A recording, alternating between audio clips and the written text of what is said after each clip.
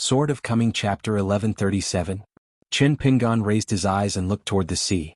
Looking at the sea from the mountain, the blue waves are connected to the blue sky, and the majestic scene will take your breath away. In ancient times, there was an underwater dragon palace that was infinitely cool and cool. According to legend, the bright moon in the sea was full in the sky. The imagination of the magnificence will enchant people. Therefore, Taoism talks about guarding the heart and cultivating the spirit. Don't just let go and never take it back. Travel thousands of miles to learn and seek enlightenment, and don't be hindered by mountains and rivers. Qin Pingan put away his mind. Guken said, "It's okay, just wait. It won't take more than an hour." What to do with the sect celebration? Isn't it the sect leader who has the final say? Guken likes the atmosphere at Luapa Mountain, but the Fuyao sect will not imitate Luapa Mountain.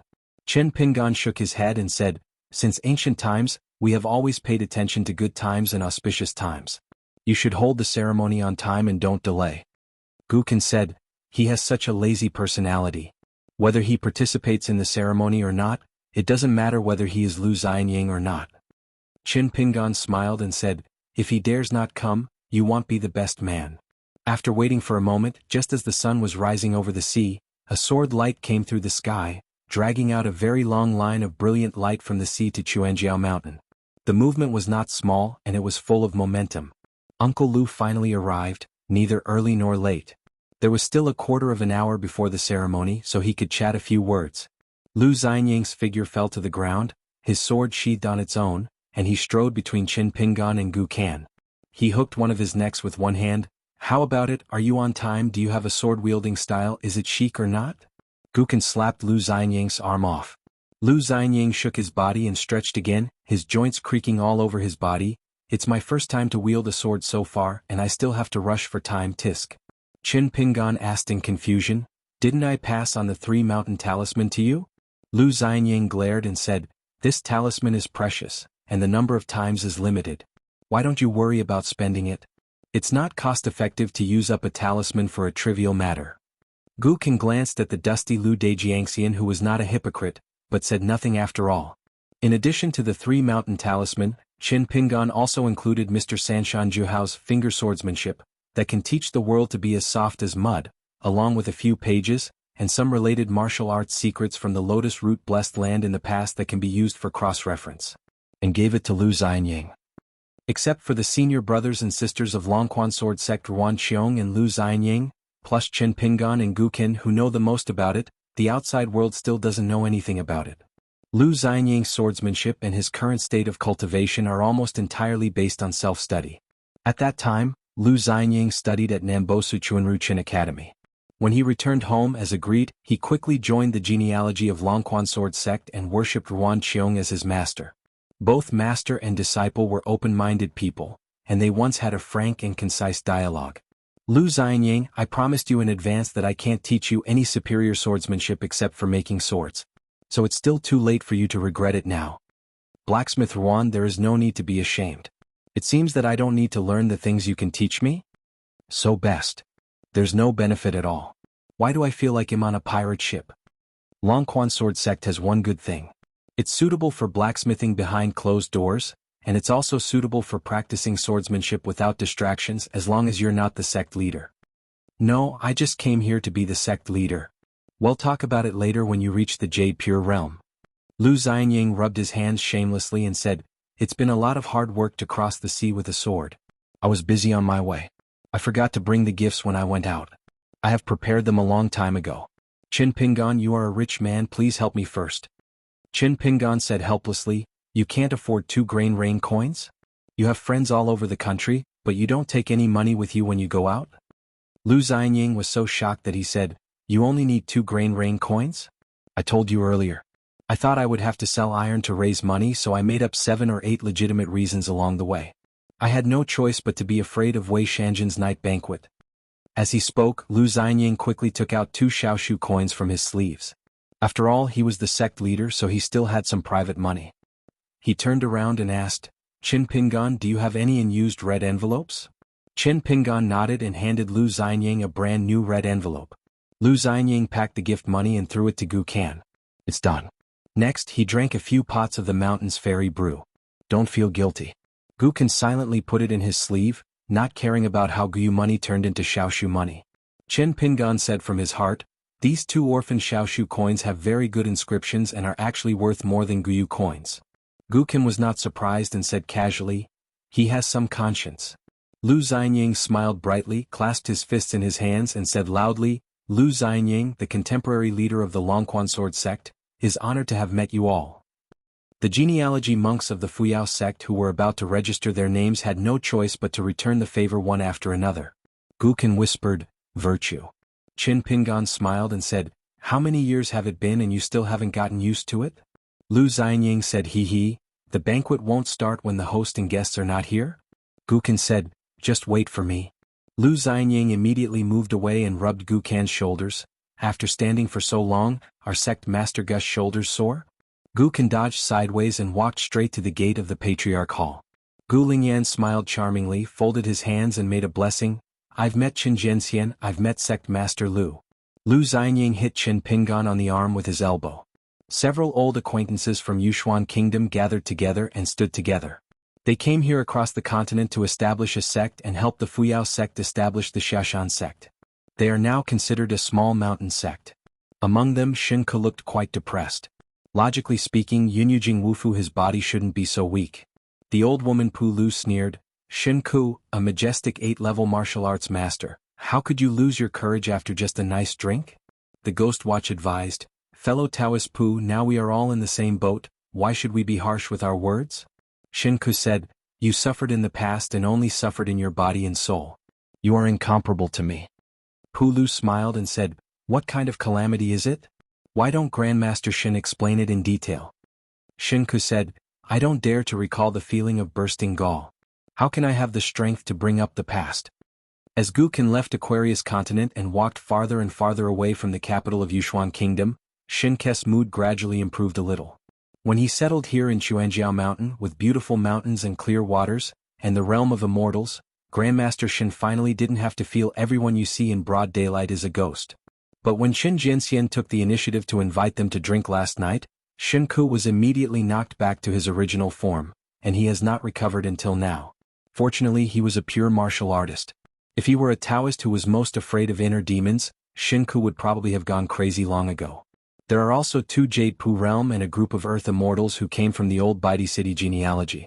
They don't get together, they just stand scattered, but they have the same temperament. Of course, it is impossible not to be curious about the young hidden official who came from a poor background but became famous. However, after practicing Taoism in Baidi City for a long time, my Taoist heart is calm, and I don't lose my composure, nor do I have any interest in getting close. Lu Qiqing, wearing a pink Taoist robe, stood side by side with Chai Bofu, who was standing pretending to be dead. Elsewhere there was another mountain in Jingqiqing. Zhai Guangyun was very curious and couldn't help but ask in his heart, "Master, this sect Master Lu is still a Jade Pu realm swordsman. Why is he so powerful?" Zheng Qingjia explained, "On the one hand it is due to Lu Jiangxian's character. He is upright and has no taboos, so he will naturally appear sharp. This kind of person, no matter where he stands, is difficult to be ignored by others. On the other hand, sect leader Gu is in the position of Yingguan. Here, intentionally or unintentionally, he restrained his moral energy and calmed down, as if he took half a step back, and Lord Yingguan took another half step back on Lu Jiangxian's side, which ultimately led to the current situation. In your eyes, it's like Lu Jianxian in terms of momentum, he completely overwhelmed sect Master Gu. The reason for this is probably because they have developed some kind of tacit understanding very early on. We outsiders find it strange, which is normal, but the 3 of them are probably very comfortable." Zhai Guangyun suddenly said, "So that's the case, no wonder. When Gu was a child, whenever something happened he liked to hide behind Qin Pingan. When I was a kiln worker's apprentice, the unassuming Qin Pingan seemed to be standing in Lu Xianying's shadow." Zhai Guangyun was still a little depressed. Lord Yingguan, whom he respected like a god, was so heroic on the Great Sword Qi Wall. Why did he lose his momentum in vain when he returned to his hometown? Zheng Qingjia was helpless. Fortunately, he had given many instructions to get this proud disciple to promise not to go to Yingguan to embarrass himself today. Xiaoma and Xiego didn't plan to attend the ceremony, so they just watched Zushan from the top of the mountain next door. Xiego exclaimed, "Wow, fellow Taoist Xuanhu has a good eye." Xiao Mo said, After all, she is an immortal who is in charge of a city and has nearly 1,000 genealogy monks. She has never been beaten by Yangji and Fei Fei. She has her own merits. Lu Yuzhou took the initiative to walk to Chen Pingan, clasping his fists and smiling. Chen Pingan returned the salute with clasped fists and said with a smile, "Congratulations." Then both sides fell into a slightly awkward silence. Lu Xianying was secretly happy. He had said something before and now blacksmith Yuan was in high spirits while forging iron. It was a celebration that should have stirred up the public, but it had no red tape and was well behaved. A portrait of Master Zheng Juzhong was hung in the ancestral hall. Gukan even skipped the part where the host and guest jointly offered incense and hung portraits, and went straight to the point, personally writing the genealogy and recording the names, keeping everything simple. As the only two guests attending this celebration, Zhongzhu Qin and Zhongzhu Lu were seated very cleverly. Lu Xianying stared at the old man opposite Qin with wide eyes. "Are we looking at the gate? The slugs just dismissed us?" Qin Pingan held his sleeves with his hands and was calm and collected. He only took out the gift of 2 fairy coins. "We were not arranged to stand outside the door." It was already considered that Gukan did not hold grudges. This celebration was obviously shorter than the Longquan sword sect, the Luolu mountain sword sect and the Qingping sword sect. The next internal meeting of Fuyao sect's first ancestor hall, as guests of the ceremony, need to leave first. After helping to close the door of the main hall, Qin Pingan and Lu Xianying sat on the steps outside the door. Lu Qiqing, as a monk of the Shangzong, stood aside to bask in the sun with fellow Taoist Longbo who still didn't know where the genealogy was. With nothing to do, Qin Pingan took out his tobacco pipe and pipe. Lu Xianying asked with a smile, "When did you get enough of this? Are you addicted?" Qin Pingan thought for a while and said, "I can't remember the specific date. It's not that addictive." Lu Xianying said, "He is a good drinker and a cigarette smoker. He smells of alcohol and cigarettes. Ningyao doesn't even frown?" Qin Pingan smiled and said, "She doesn't care about this." Lu Xianying laughed and said, "You think I've never been to the Great Wall of Sword Qi?" Qin Pingan said without changing his expression, "Those drunken words brewed in a wine vat cannot be taken seriously. They can be taken as irony." Lu Xianying patted his cheek and said, "Qin Jiangxian, you're so stupid. Taking advantage of Fuyao sect's failure to create a mountain-protecting formation, I can give you another congratulatory gift." Lu Qiqing just felt baffled, but Chai Bofu heard the implication.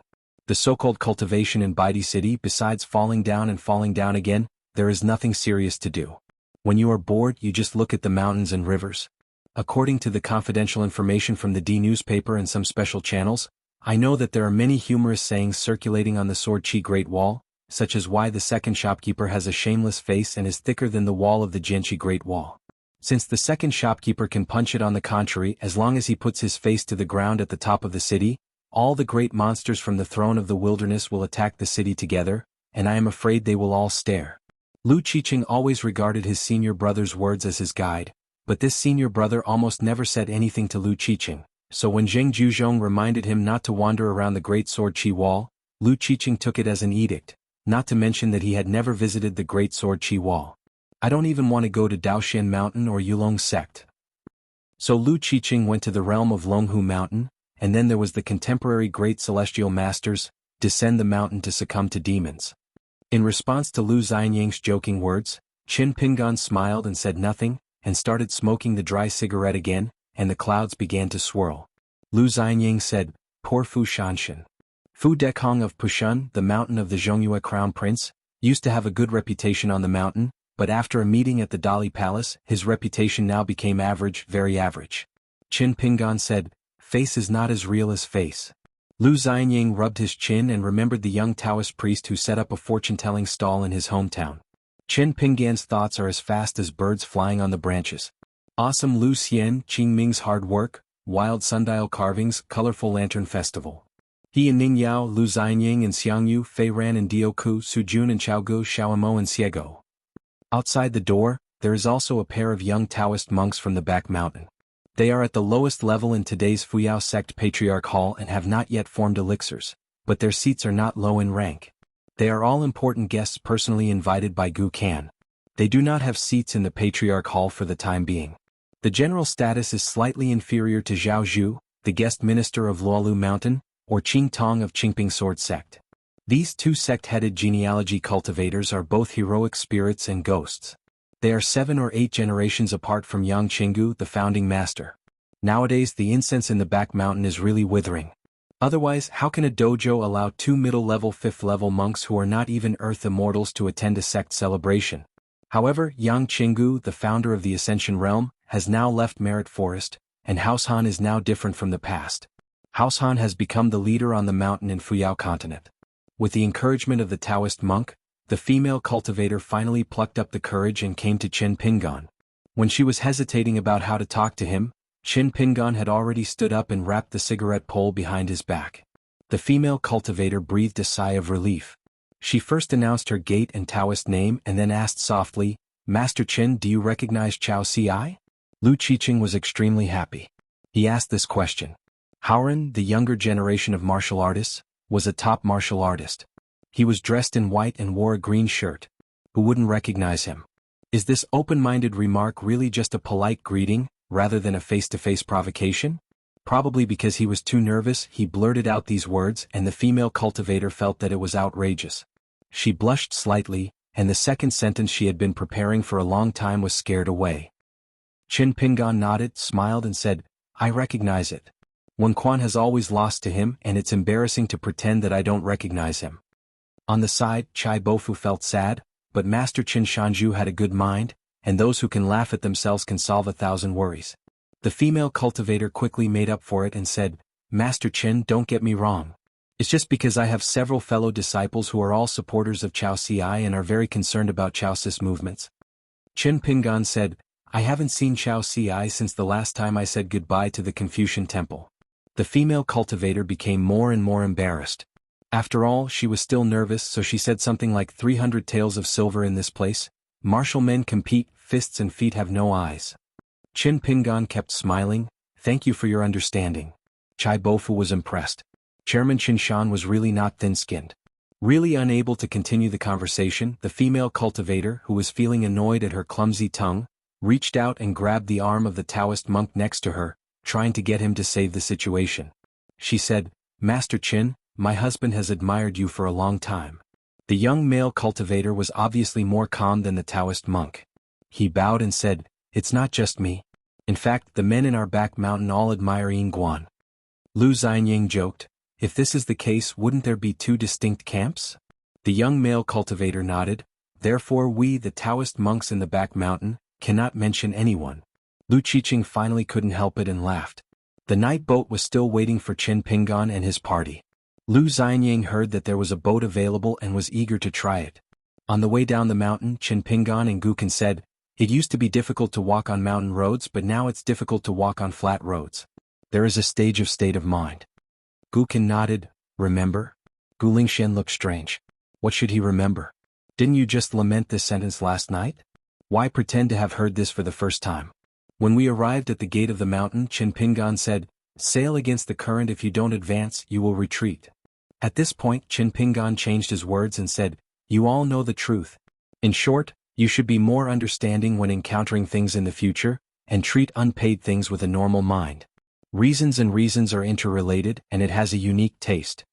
Guken nodded in agreement, hesitated for a moment and said in her heart, "You are always dragged down by people like Shen Ku. How can you really be dedicated and single-minded in practicing Taoism, and can you really be so powerful?" Qin Pingan smiled and said, "Every beat is a bamboo joint.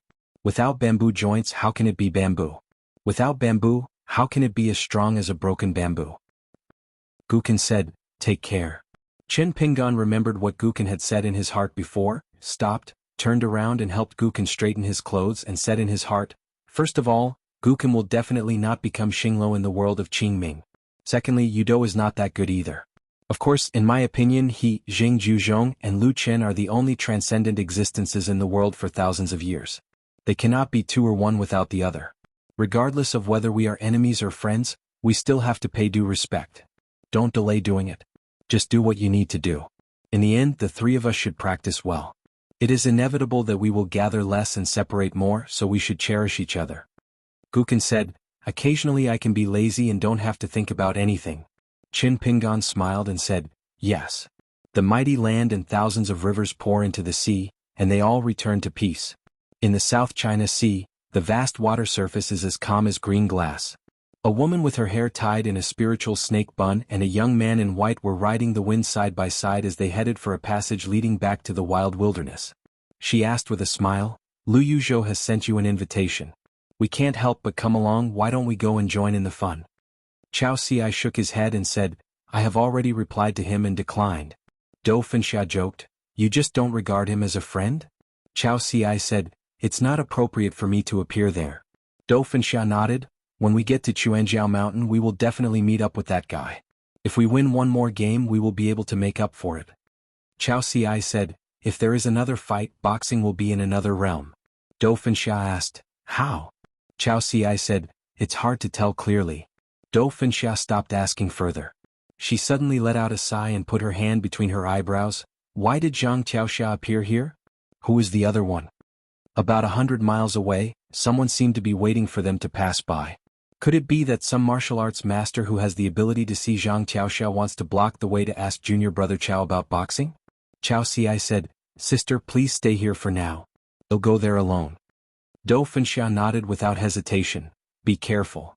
Chao Xi nodded, took a deep breath and flew away in the air. Zhang Qiaoxia, who was once the #1 martial artist in the world in Haoran, turned to practice Taoism as well as martial arts, taking the Taoist name Long Bo.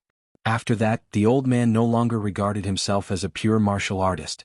In the past 100 years, Zhang Qiaoxia has rarely appeared on land in various continents. She is a solitary figure. She only goes out to the sea to fish, and only the chi refiners at sea can be seen occasionally. But today Zhang Qiaoxia was standing in a sea of clouds no more than 10 feet away from the sea. The person fishing was a tall, barefoot man with disheveled hair. Chao Xi actually recognized this person's identity a long time ago, so he asked senior sister Dou to stay behind. The man smiled and said, "Chao Xi, we meet again." Chao Xi landed on the edge of the sea of clouds, clasped his fists in the distance and said, "Chao Xi has met 2 seniors." Zhang Qiaoxia waved her hand, signaling to Chao Xi that there was no need to be polite. The man held a pole in one hand and tapped something at his feet with the other, saying, "In today's world, it is said that the saying stops Lu Qin, the poem stops Bai Yi, the talisman stops Xian, and the fist stops Chao Xi." Chao Xi said, "I don't want to take it for the time being." Zhang Qiaoxia smiled knowingly. "Young people must have this spirit." The man nodded, "Your boy's temper is indeed more to my liking, unlike someone else's." Chao Xi was confused, hesitated and asked, "Senior, is he injured?" The man nodded and said, "It's a small injury, it's not a problem." Chao Xi asked, "Senior, are you looking for me specifically?" The man said, "It doesn't matter." Just when Zhang Qiaoxia was about to speak, the man leaned back slightly and turned his head to look at this advanced martial artist. Zhang Qiaoxia immediately stopped talking. Zhang Qiaoxia has no place to speak today. In an instant Chao Xi came to Dou Fenxia. A nearby figure quietly went above the sea of clouds. Dou Fengxia's heartstrings were tense and her face was gloomy. She actually felt like she was going to hell. Chao Xi said, "It's okay." The man rubbed his chin. "What a white robe, Chao, why don't I know a martial arts style that can be like this?" "Fellow Taoist Long Bo, how do you say you are so elegant?" Zhang Qiaoxia smiled bitterly and was speechless. At this Yunhai fishing place, a woman stood beside the man out of thin air. She kicked something into the water and complained, "Why are you pretending?" It was actually a head. Zhang Qiaoxia's eyelids trembled slightly. The man waved his hand towards Chao Xi. "It's your business." Zhang Qiaoxia was in a strange mood. She always felt that the man's Taoist companion looked at Chao Xi as if he were a mother-in-law looking at her son-in-law. As Chao Xi continued on her way, Dou Fenxia felt like she was falling into the clouds, but she did not dare to ask easily for fear of violating taboos. Chao Xi explained, "Those who open the way for martial arts on earth to go to heaven." Dou Fengxia's face instantly turned white. Chao Xi said, "Senior has no ill intentions." Dou Fenxia said helplessly, "No matter how malicious it is, I'm still nervous." Chao Xi said, "It doesn't matter whether you are nervous or not." Dou Fenxia was stunned for a moment, then turned to look at junior brother Chao's face and she understood, "Junior brother Chao, if you don't know how to comfort people, don't comfort them really." Chao Xi smiled and said, "Okay." Dou Fenxia was a little bolder, "That head?" Chao Xi said, "I guess it's a new 14th realm in a certain world." Dou Fenxia was silent for a long time and began to mutter, "Don't be nervous, don't be nervous." A certain person from the 14th realm who had just joined the Tao a few days ago was killed like this? Was your head screwed off by that person just like that? By the sea of clouds, the woman sat next to the man and said, "It's a pity that it can't happen, otherwise it would be a good match." The man nodded and said, "What's the rush? It's better not to get married." The woman asked, "Bai Jing is over at Fuyao Island, see you?" The man said angrily, "It's a shame that we trust her so much. She doesn't keep her word." The woman said softly, "With such a world and such a war, I can't blame her." The man muttered, "I don't care, if Bai Jing dares to come, I have to take her." The woman stretched out her fingers and twisted the man's arm, giving it a hard squeeze. "Tell me what you want me to do?" The man was depressed and silent. In Xuanjiao Mountain, Xiego grabbed the mink hat with both hands and pulled it down hard, looking like he was afraid to see anyone for the first time. Xiaomo stretched out his hand and rubbed his mink hat and said, "I'm here." Xiego said in a low voice, "After all, I am responsible for my trust." Xiaomo said, "Then we can't hide anymore."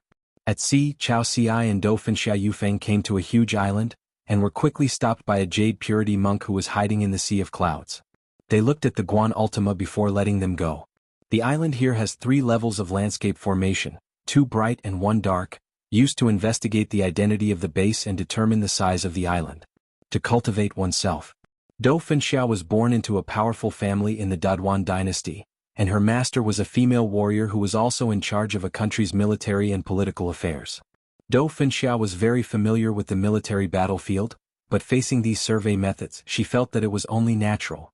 During the summer and autumn of last year, the passage to the ruins of the East China Sea was almost forcibly interrupted by a fierce and unrivaled water spell. Once the waterway is broken, trying to repair it will take time, effort and money. The cost is immeasurable and the consequences are unimaginable. And the world of Howren still does not know which demon clan in the wilderness took action. At that time, it was Zheng Juzhong who took action in time to prevent the other party from succeeding. The Luxiaza monk suddenly called out Chao Xiai, and then reported his name and sect number. Chao Xiai stopped. The monk laughed to himself, "It's okay, just remember the name." Chao Xiai nodded and said, "Okay." Falling down in the island ferry market, Dauphin Xia looked around and whispered, "Junior sister Liao should come here to soak up the fairy spirit." Chao Xiai asked doubtfully, "How?" Dauphin Xia couldn't help laughing, "Junior brother Chao, you are too ignorant." Chao Xiai said, "I have been paying attention to the war situation in the wilderness." Dauphin Xia rolled her eyes charmingly and gave up on her junior brother without explaining the reason. It turns out that at the Guishu exit of the South China Sea Divine Land, on the other side of the wild world, according to the arrangement of the earliest Confucian temple, there are 4 top combatants, namely Fu Lu Yuxuan, Long Hushan Zhao Tianlai, Pei Daifeng Huolong Jinren and Sword Immortal Bai. First, Yu Xian was in the stars outside the sky and successfully merged into the 14th realm of the Tao. Next, Bai Shang went into retreat and attained enlightenment and sword. After that, the great heavenly master Zhao Tianlai returned to the mountain to join the Tao, and his merits and virtues were completed. Later, Master Huolong returned to Beiju Luzhou, and the union was successful again. All 4 monks have broken through. Damn it, what is this Xinjiang land if it's not a geomantic treasure? Near the entrance of Howren Guishu, a Xinjia ferry was built by manpower, waiting for the cross-continent ferry to and from the 2 worlds. A veritable water escort. Even the respected and powerful lords of the 4 seas must work hard. Create a series of water veins suitable for cross-continental ferries to travel across the water. It's just that Shanzi Yeshio and other unrelated people, if they just want to come here to visit the scenery, then they hope to be close to this mysterious and vast waterway. The Confucian temple has long had strict orders. Once the whereabouts are discovered or there is suspicion in the genealogy, they will be dealt with strictly. If anyone dares to resist, the station monks will be executed. The destination of Chao Xiai and Dou Fengxia's trip is Xinjiang. Although their master is at Riqui, Yu Xian is outside the sky and his status and position are very special now, so it is not appropriate to take action easily, so Chao Xiai is very big to a certain extent. Rushing to the wild battlefield is a way to fill a gap. When the Zhongtu Confucian temple put forward this suggestion, Yu Xian had no objection and everyone in Xinjiang welcomed it. People like Chao Xiai have a kind of trustworthy personality. There were still 5 hours before the next cross-continental ferry would return and set off again. Dauphin Xia knew that Chao Xiai was not a sociable person, so she planned to choose an elegant room on the top floor of a restaurant. On the street outside the restaurant, a tall, dark-skinned woman walked towards them. She carried her luggage slanted on her back, her expression was dull, and her steps were steady. In the eyes of experts, her breath is long and strange, not clear or turbid. Perhaps out of family etiquette, the tall woman will move away when she encounters pedestrians coming directly in front of her. The latter are often forced by the woman's momentum and will choose to give way, blocking each other's way again. This kind of courtesy scene was quite interesting. Moreover, the woman was much taller than many men. Xianxia couldn't help but take a few more glances. She just felt that she was really tall and looked like her master. Of course, both of them looked absolutely beautiful. Not like that. Chao Si's expression remained normal, but he was actually quite surprised. The tall woman just glanced at Chao Si, that's all, and the two sides just passed each other. Xianxia said casually, "Junior brother Chao, I think she is either a successful person or a well-deserved martial arts master." Chao Si hummed and said, "The latter is more likely. If master is here, he will see it more accurately." Xianxia's heart was shocked. That woman, could she be a superb martial artist? Chao Si said, "It's hard to say whether it will reach his peak or be perfect." Xianxia turned around and saw that the tall woman had turned into another street and had a sharp profile. In today's vast world, Xianxia would not be so shocked if Xianxia met a fresh-faced monk from the 14th realm while walking on the road. Xianxia suppressed her surprise and curiosity, entered the restaurant and took a seat, opened the mud seal of a jar of fairy wine, lowered her head and sniffed. The aroma was fragrant, and it was indeed worth the money. Chao Si did not drink, so she only poured herself a bowl drinking wine. He smiled and asked, "If we fight, what are the chances of winning?" Chao Si shook his head and said, "This kind of thing is hard to say. There is no guarantee of winning or losing." Xianxia finished a bowl of wine and sighed, "Everyone has come out of the mountain." Seeing that Chao Si didn't particularly care about the woman, Xianxia asked, "What are you thinking about?" Chao Si said softly, "I'm worried that Pianpian and Xian won't be used to it at Duduan." Xianxia laughed heartily as expected of a master and asked tentatively, "How about some wine?" Unexpectedly, Chao Si glanced at the wine table and didn't refuse. "You can have a drink and the big bowl will be replaced by a wine glass." Chao Si's move was so abnormal that Xianxia even wanted to take on a disciple. A group of people boarded the night boat. On the boat, everything Lu Xianyang saw felt new. Traveling through each city requires a genealogical certificate. Last time he boarded a night ship by mistake, Qin Pingan asked Captain Zhang if he could open a shop in Tushio City. The old master said there was no problem and he was very welcome.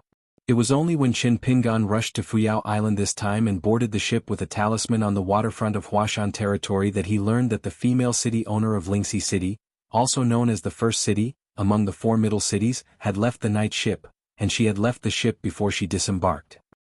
After negotiating with Captain Zhang, Lingxi City will be handed over to Qin Pingan to take care of. If you are not willing to waste your energy and abandon the city, it will be abandoned.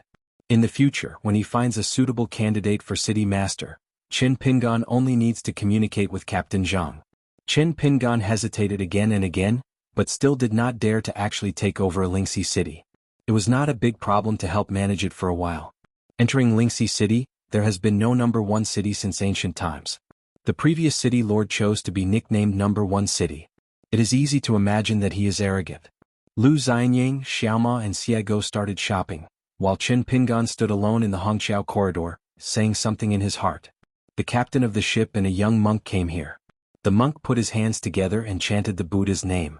Qin Pingan returned the gift with clasped hands. The monk smiled and said, "I wonder what Yingguan wants to ask?" Qin Pingan said, "It is said on the mountain that a Taoist cultivator will be reincarnated. If he wants to remember his previous life and enter the mountain to renew his relationship with the Tao, it will be like a golden needle falling into the sea, and there will be no time to return it." The young monk waited patiently. Qin Pingan continued, "I would like to ask the monk whether Chou Miao from the Great Wall of Sword Qi has been reincarnated. So, where is his current body?"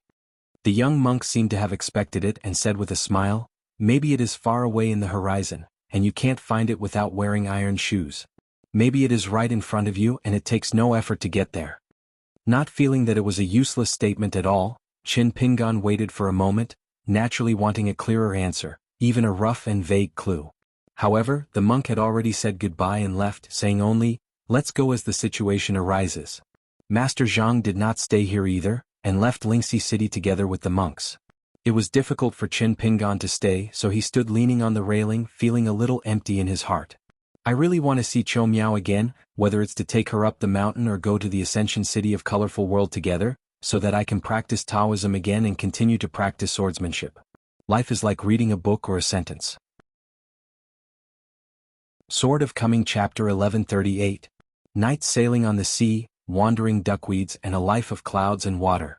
Looking through his memories like flipping through a book to search for historical materials, Qin Pingan opened some memories of the Summer Palace, but soon closed the book again and looked down at a Lingxi city with a pure Tao Qi. Although Lingxi City is one of the 4 middle cities, it occupies a relatively small area. However, the palaces, pavilions, waterside pavilions and neighborhood gardens in the city are all exquisite. The previous city lord had very little control over the territory under his jurisdiction. He only had to follow a few bottom-line rules for night sailing, and the natives of Lingxi City no longer had any additional laws to abide by. Lingxi City and Tushio City happened to both have the surname Li, but the scenery and customs in the city were 2 extremes. The newly appointed female city lord disembarked from the ship, followed only by the silver-eyed young man with antlers. Before taking a boat to Fuyao Island, Qin Pingan had already met some of the people in charge of the city's affairs. After all, he is in charge of Lingxi City. This move is part of the purpose of the title and cannot be avoided. When they met, Qin Pingan felt that these literati who were well-read in poetry and well-spoken in conversation were too elegant, while they felt that this disciple of the literary sage with the title of a hidden official was too vulgar. Although they are not disgusted with each other, the atmosphere is not harmonious after all, and the so-called one person bows his head and greets the other person with his shoes in the script and play is absolutely impossible. At that time, Qin Pingan spoke relatively little, but he was Xiaoma who had been reading the books of sages when he arrived at Luapa Mountain. Accompanying those romantic figures who talked endlessly about literature and poetry, they talked about the disputes between Tao and power, the world's orthodoxy and the ups and downs of political dynasties in the past refer to the teachers and friends that Yaxing has always emphasized. How should a true Confucian scholar get along with a righteous king and treat him as a friend, but the king must serve as a teacher? Xiaomo also asked them why Master Dong, as the leader of the Confucian temple, only respected Confucianism and insisted on deposing hundreds of schools of thought, but he used a heavenly word to suppress the emperor and the king? Why does Han Fuzi, the deputy leader of the Confucian temple, say that the king of a country only needs to rule with an arch? Finally, Xiaomo asked them again what did Master Bai Yujinglu say when he said, Taoism will tear the world apart, like a prophecy, and what did he mean? Afterwards, Xiaomo was still a little worried whether he would be too open-minded and cause the young master to have a bad impression with them. After all, Chief Zhou once said that in today's world, when chatting with scholars who have no official status, one must be more careful, and the manuscript should be prepared again and again, otherwise 1 or 2 sentences that are not said correctly will easily be resented. However, Qin Pingan smiled and said it was okay. We would not stay in Lingxi City for a long time. We are full of copper stench and we dare not do any business involving money here. Since it is useless, we should treat these elegant people who are good at conversation with the due etiquette. Just keep a respectful distance. Lu Xianying and the others returned to the Hongqiao corridor hanging in the sky and said with a smile, It's really a great experience. It's the first time outside the book that I saw so many living gods who are burdened by fame. Guzi is well informed and has solid knowledge. She could tell at a glance that they were dabblers who were dragged back into the book and imprisoned in the text. It is said that this magical power was first developed by Mr. Sanshan Jiuho. Guzi also said that in ancient times, both Taoist priests and scholars were very ambitious in learning. Every word and line was like a yellow bell and a big lu. Unlike now, eggplants beaten by frost are like autumn insects, exuding a sour smell of a small family. Tens of thousands of years ago, the sages and scholars studied heaven and man and created words. Mr. Sanshan and the 9 lords looked at all the images. It seemed that there was a wild monster who specialized in studying the world. All the tunes. It seems to be the great monster of the 14th realm who later changed his name to Lu Fian in the wild world. Unfortunately, he was eaten. Guzi praised the master behind this ship. He is very talented. He was able to learn from everyone's strengths. He borrowed a little from here and stole a little from there. The night sailing ship now looks like an archive. Similar.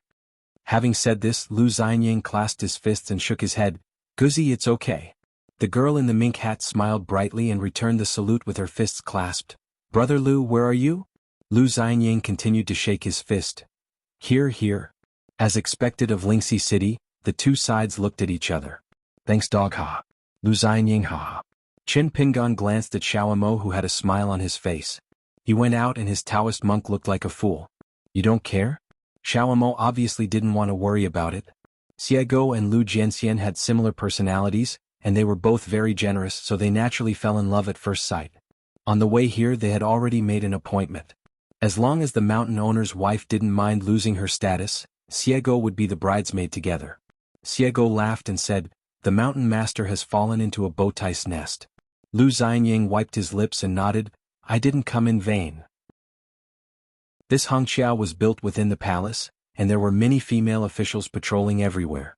They had curved eyebrows and plump cheeks, graceful figures, flowing trains and long sleeves. They were pink, white and dark green. They carried palace lanterns made of white paper and bamboo strips, with famous words and phrases written in red ink on the paper, accompanied by a few lines of graceful comments in small regular script.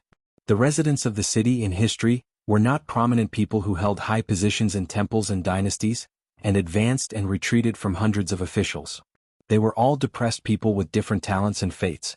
Now they have become poor and lonely people living in remote rivers and lakes. Qin Pingan was going to look at some secret files behind closed doors and Xiaomo followed. Lu Xianying said he wanted to talk to Guzi about something, and thanked Guzi for tilting his mink hat. Of course, Qin Pingan would not occupy the magpie's nest in the previous palace residence of the city lord. This kind of thing still needs to be discussed to avoid suspicion. Although he, the city lord, has a code name, he can already access a considerable number of documents according to the regulations of night sailing. Qin Pingan put a bowl of glutinous rice wine on the table and treated it like a story. There was no reason to think that the boat trip from Hanging Mountain back then across the sea was a treasure-eating whale that owned several ancient broken secret realms. It seems that Lu Tai is now following Zhang Fenghai and creating a new sect. Qin Pingan is kneeling down to think about this process. Lu Tai, who is afraid that the world will not be in chaos, must be provoking and fanning the flames. As for Lu Tai and his group of self-established Qingming Taoist officials, why did they cross the world at this time and choose to travel in the wilderness? It may also have a sense of proving their innocence? At the same time, let's sit back and watch and then decide which side to bet on? Qin Pingan took out a rough geographical map of Kansas. He held his hands in his sleeves and wandered uncertainly on the map. The names of the mountains and rivers here have the same names as those of several worlds. Qin Pingan had an idea, stretched out his finger, clicked on the picture and said to himself, "Just choose this place to stay. How many years will it take to practice Taoism?" It is a mountain range. The mountain is named Dilung and its ancient name is Zhongnan. Lu Xianying and the girl in the mink hat walked out of the Hongqiao corridor and continued to climb up to look far into the distance. When they reached the top of the high-rise building, bells were ringing under the eaves and the wind was blowing. Lu Xianying leaned on the railing and said with a smile, "Bai Jing, since we are friends now, I will open the skylight and speak frankly. Do you mind?" The girl in the mink hat grinned and said, "Maybe Bai Jing will mind, but Xiego definitely doesn't care. Just tell me whether it's reasonable or not, he'll listen to it." Lu Xianying nodded and said straight to the point, "Since you are the owner of the pair of wuxia and the temporary guardian who replaced Xiaoma, why did Qin Pingan encounter several dangerous sneak attacks that cannot be traced back to him while he was in retreat at Fiola Dojo? Is this armor lent to Qin Pingan for self-defense? Is it because this armor is of such high grade and so well dressed that you can't take it off after you put it on?"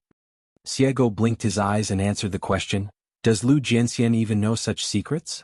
In the wilderness, in the mountains, or in the outer world, I have never sacrificed this thing, let alone boasted to anyone that I own this treasure. Who did Lu Jianxian hear this from? Master Qin? It can't be him, the master never does anything that makes things difficult for others. Xiaomi, it's even more impossible. Could it be Tongya Sukingtong with that big mouth?" Lu Xianying smiled and said, "The mountain people have their own clever tricks and can know people's affairs throughout the ages." Xiego held up his ermine hat and said, I won't beat around the bush, just tell you the truth. Before I came to the wilderness I made an agreement with Mr. Bai. Whenever he fights with the young master to death, we must rush back to help fight in the wilderness. Master Bai spoke cheerfully, saying that he would crawl over even if he was half dead. Bai Jing has a weird temper and is moody, but it is the most important promise. Once he breaks the promise he will feel guilty for a long time. This feeling is too uncomfortable, I don't want it to happen a second time. The weft armor I'm wearing is one of my trump cards. It's not the kind of life-and-death battle that requires risking one's life. It's best not to show up so as not to be judged by interested people. Make preparations in advance. Fighting is similar. They are equally powerful, it just depends on who has more killer tricks. Xiego snapped his fingers and said, "Before giving the real reason, I first invite Lu Jianxian to read some interesting almanacs." In Lu Xianyang's Heart Lake, there were waves of turbulent waves without any warning, and accompanied by roaring sounds, hanging portraits suddenly erected on the lake. Some of the pictures were blurry, but they all contained great spiritual meaning. Even Lu Xianyang had to steady his mind and condense a mustard seed of his mind to hold his breath and look inside so as not to disturb his Taoist mind. Some of them were seen by Bai Jing with her own eyes, and some were imagined by her. Different armors, different owners. The forger, one of the 12 high-ranking people in ancient times, used the armor of one of the 5 highest-ranking people as a prototype to create 3 subgenuine artifacts. Among them, the divine armor Great Frost was shattered and fell to the ground during the battle to ascend to the sky. The ancestor of the military strategist collected it and barely restored it to its original appearance. He secretly teamed up with one of the 10 ancient giants in the world, her 2 direct disciples, and spent countless materials and resources. Based on the frost armor, we finally successfully cast and forged 3 ancestral armors of different shapes. This was the predecessor of the 3 military armors in later generations, so the Jingwei armor, Jinwu armor and Shenren Qinglu armor were, in a sense, they are actually all fakes. Lu Xianying smiled and said, "I am a kiln worker who makes porcelain. So the 3 armors, including the big frost armor, are official imitations. Later, the armors imitated by the ancestors of military strategists are civilian kills?" Xiego randomly appeared in Lu Xianyang's Heart Lake and gave a thumbs up. "This is a good metaphor." Since today's topic started with sutra armor, Lu Xianying of course paid more attention to it. Looking at the appearance and attire of the characters on the hanging statue, sutra armor first came to the Western Buddhist country. Lu Xianying asked, "Is it worn by the eminent monk Xinqing?" Xiego shook his head. "Whether Monk Chicken Soup is the owner of the sutra armor, I haven't met him, so it's hard to say. But I can be sure that Monk Chicken Soup at least doesn't wear sutra armor. He doesn't need it, otherwise it will be useless." In the battle to reach the sky, on a certain main attack route, the ancient heaven once opened an offensive sword array, with trillions of flying swords, majestic torrential rain, and many stars were poked into sieves, or even directly crushed into powder on the spot. Lu Xianying, do you think we are like this? How does the Qigong master deal with such a disaster? There was the first Taoist priest in the world. Seeing this scene, he did not retreat but advanced. He quickened his pace and climbed high quickly, deliberately keeping a distance from all living beings. The gods of Yang came out and the gods walked in. The Taoist law was boundless. He had the world in his sleeves and gathered the flying sword. Countless, reversing yin and yang, turning them into their own use, throwing out flying swords from one sleeve, creating dazzling galaxies, attacking the strong with force. Taoist priests recite precepts like songs, but they still never forget to preach. There is another monk who has attained enlightenment under the Bodhi tree. Following him, he took off an old patched clothes and just casually throw it out and it will cover the sky and the earth. Flying swords pierce clothes, the sound is like beating drums. The monk's divine and invincible golden body is the most important thing to trace back to his origins and recognize his ancestors. Therefore, this old monk, who is said to best understand the origin of the ancestors coming from the West, does not need to wear sutra armor at all. Xiego jumped on the railing, sat down, leaned forward slightly, put his fists on his knees. "Oh, that swordsman leader who is one of the 10 ancient heroes has a profound Tao Chi in both offense and defense, and is better than all a swordsman. To be more powerful, he almost never speaks, his Taoist roots are mysterious and unknown. He climbs high with his sword, and defeats all the 127 formations set up by the heavens. His true body, one on the left and one on the right, is this people are responsible for clearing all obstacles on the road on both sides." Lu Xianying looked strange. Xiego had a complicated look on his face and murmured, "Can you imagine that in the entire earth, all sentient beings feel the connection in their hearts, just like incense is burning everywhere, but they no longer pray to the gods but with a common goal, hope?" On the way to the sky there was a huge crowd of scholars. From the earliest position in the center, they soon became the front line of the battle formation. They fought one after another and died generously. After a long silence, Lu Xianying couldn't help but ask, "May I ask, where is the Taoist ancestor in this battle?" Xiego smiled and said, It's the same as before, how can it be better? He will always live in isolation, more like than a god. In the past, there was a preaching without any sectarian views, and the ancient Taoist team was like a long dragon. He was hanging on the tail of the team far away in the mountains and rivers of the earth. When he completely broke up with the ancient gods and started a war, Tao Ancestor was still walking at the back. Naturally, it was not that Tao Ancestor was timid in fighting, and it was not that Tao Ancestor was not strong enough. It was just because we all refining Qi. Shidu knows very well that it must and can only be done by him, to decide the outcome with the final word. Xiaogo's eyes sparkled. In terms of origin, every one of the most cowardly, selfish and mediocre people in later generations has the blood of ancient heroes flowing through them. Xiaogo grinned, but now, everyone is comparing who my father and my master are, and how much money the family has. It's so annoying. Lu Xianying laughed it off. Xiaogo's face turned cold. It's because I have seen with my own eyes those magnificent people who sacrificed their lives. So I think the world today is so disappointing.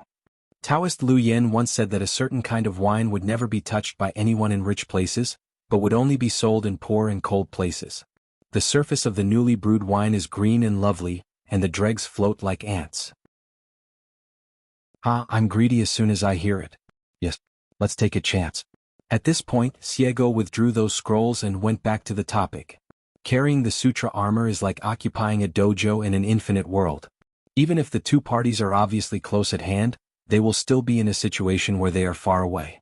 To attack with magic spells, trying to find the master who wears sutra armor is like looking for a needle in a haystack. Therefore, for the Qi refiner wearing sutra armor, although there is no increase in killing power, it is equivalent to being in an invincible position. The most powerful save your life. It is said that if a Qi practitioner wears this armor, as long as he does not go to Confucian Temple Gongdalin, Baiyujing, Western Lingshan, and Sword Qi Great Wall to start a fight, even if one or two of the 14th realm have murderous intentions and are willing to join forces to kill, I'm afraid it also gives me a huge headache, how to accurately find a certain grain of sand in the Ganges River. As for wuxia, the biggest advantage is rumored to be that it allows the owner of the armor to absorb the spiritual energy of heaven and earth all the time. There is no bottleneck in the quantity, and there is no worry about overflowing. Xiaogo explained, sword repairman Bai Jing can wear it all year round, Xiao Mo can borrow it for a few days, and Lu Xianying can wear it once when he encounters a life-and-death fight where the chance of winning is low, but Qin Pingan is not suitable. Originally, even if the field is evenly matched, it is easy to lose the tug-of-war. Even if I dare to borrow it, will Qin Pingan dare to wear it? The mountain master dares not. Lu Xianying nodded and said, if you say that, I understand. Xiaogo's eyes were full of resentment and he said, Brother Lu, if you can ask this question, it means you really treat me as a friend. Don't worry, I don't feel aggrieved at all. Lu Xianying smiled and said, although I was born into a poor family, I have blindly believed since I was a child that I was born to be rich and prosperous, and I will definitely have a great future. Therefore, I cannot bear the slightest grievance. I don't have much money in my pocket, so I have to put it first. My face and palm became shaky. Before and after I started working as a kiln worker in my hometown, I seemed to be able to get along with everyone, but I didn't have many real friends. But as long as I recognized them as friends, I would be able to talk easily, and there would be some awkwardness between friends. It's nothing, misunderstanding is fake wine, grievance is rotten rice, don't leave these things aside. Just say that when I was young, I broke up with Qin Pingan several times. With his stubborn temper, he was willing to fight with him going to give in and apologize? Aren't I the one who shamelessly go to his place every time to have a laugh and ease the relationship again? On your side, I first invite you to be Qianyu's bridesmaid and then I ask you this question. Already prepared for trouble. Xiaogo wowed, if you put it that way, I understand. Lu Xianying smiled and said, Guzi, whoever thinks we are fools is a real fool. Xiaogo nodded vigorously with a straight face. That's necessary. Today's world is complicated. If you are not smart, you can't achieve anything. Being too smart is also bad. Like us, it's just right, haha, great wisdom. Lu Xianying echoed, the golden mean is as wise as foolish. She was immediately worried. Brother Lu, will Xiao Mo be jealous if we have such a happy chat? Lu Xianying said, why don't we go back to Aquarius continent and pretend that we don't know each other? Or just pretend that we haven't reached an agreement today, which will hurt the harmony and make brothers and sisters with different surnames turn against each other? Xiaogo stroked his paws and smiled, what a great plan. Xiaogo came back to his senses and wondered, Why did Brother Lu break up with the mountain master so many times back then? I think the mountain master's behavior was not like this when he was young. Lu Xianying smiled and said, he has always been the same. There is no difference. But I have a bad mouth. I have never been taboo about talking. I spend money like water. I have no money after paying off the bills at the end of the month. I always put my head first and not my bottom when I do things. Just Chen Pingan, that attentive and cautious temper, never listens to my advice. Who can stand it after so many times?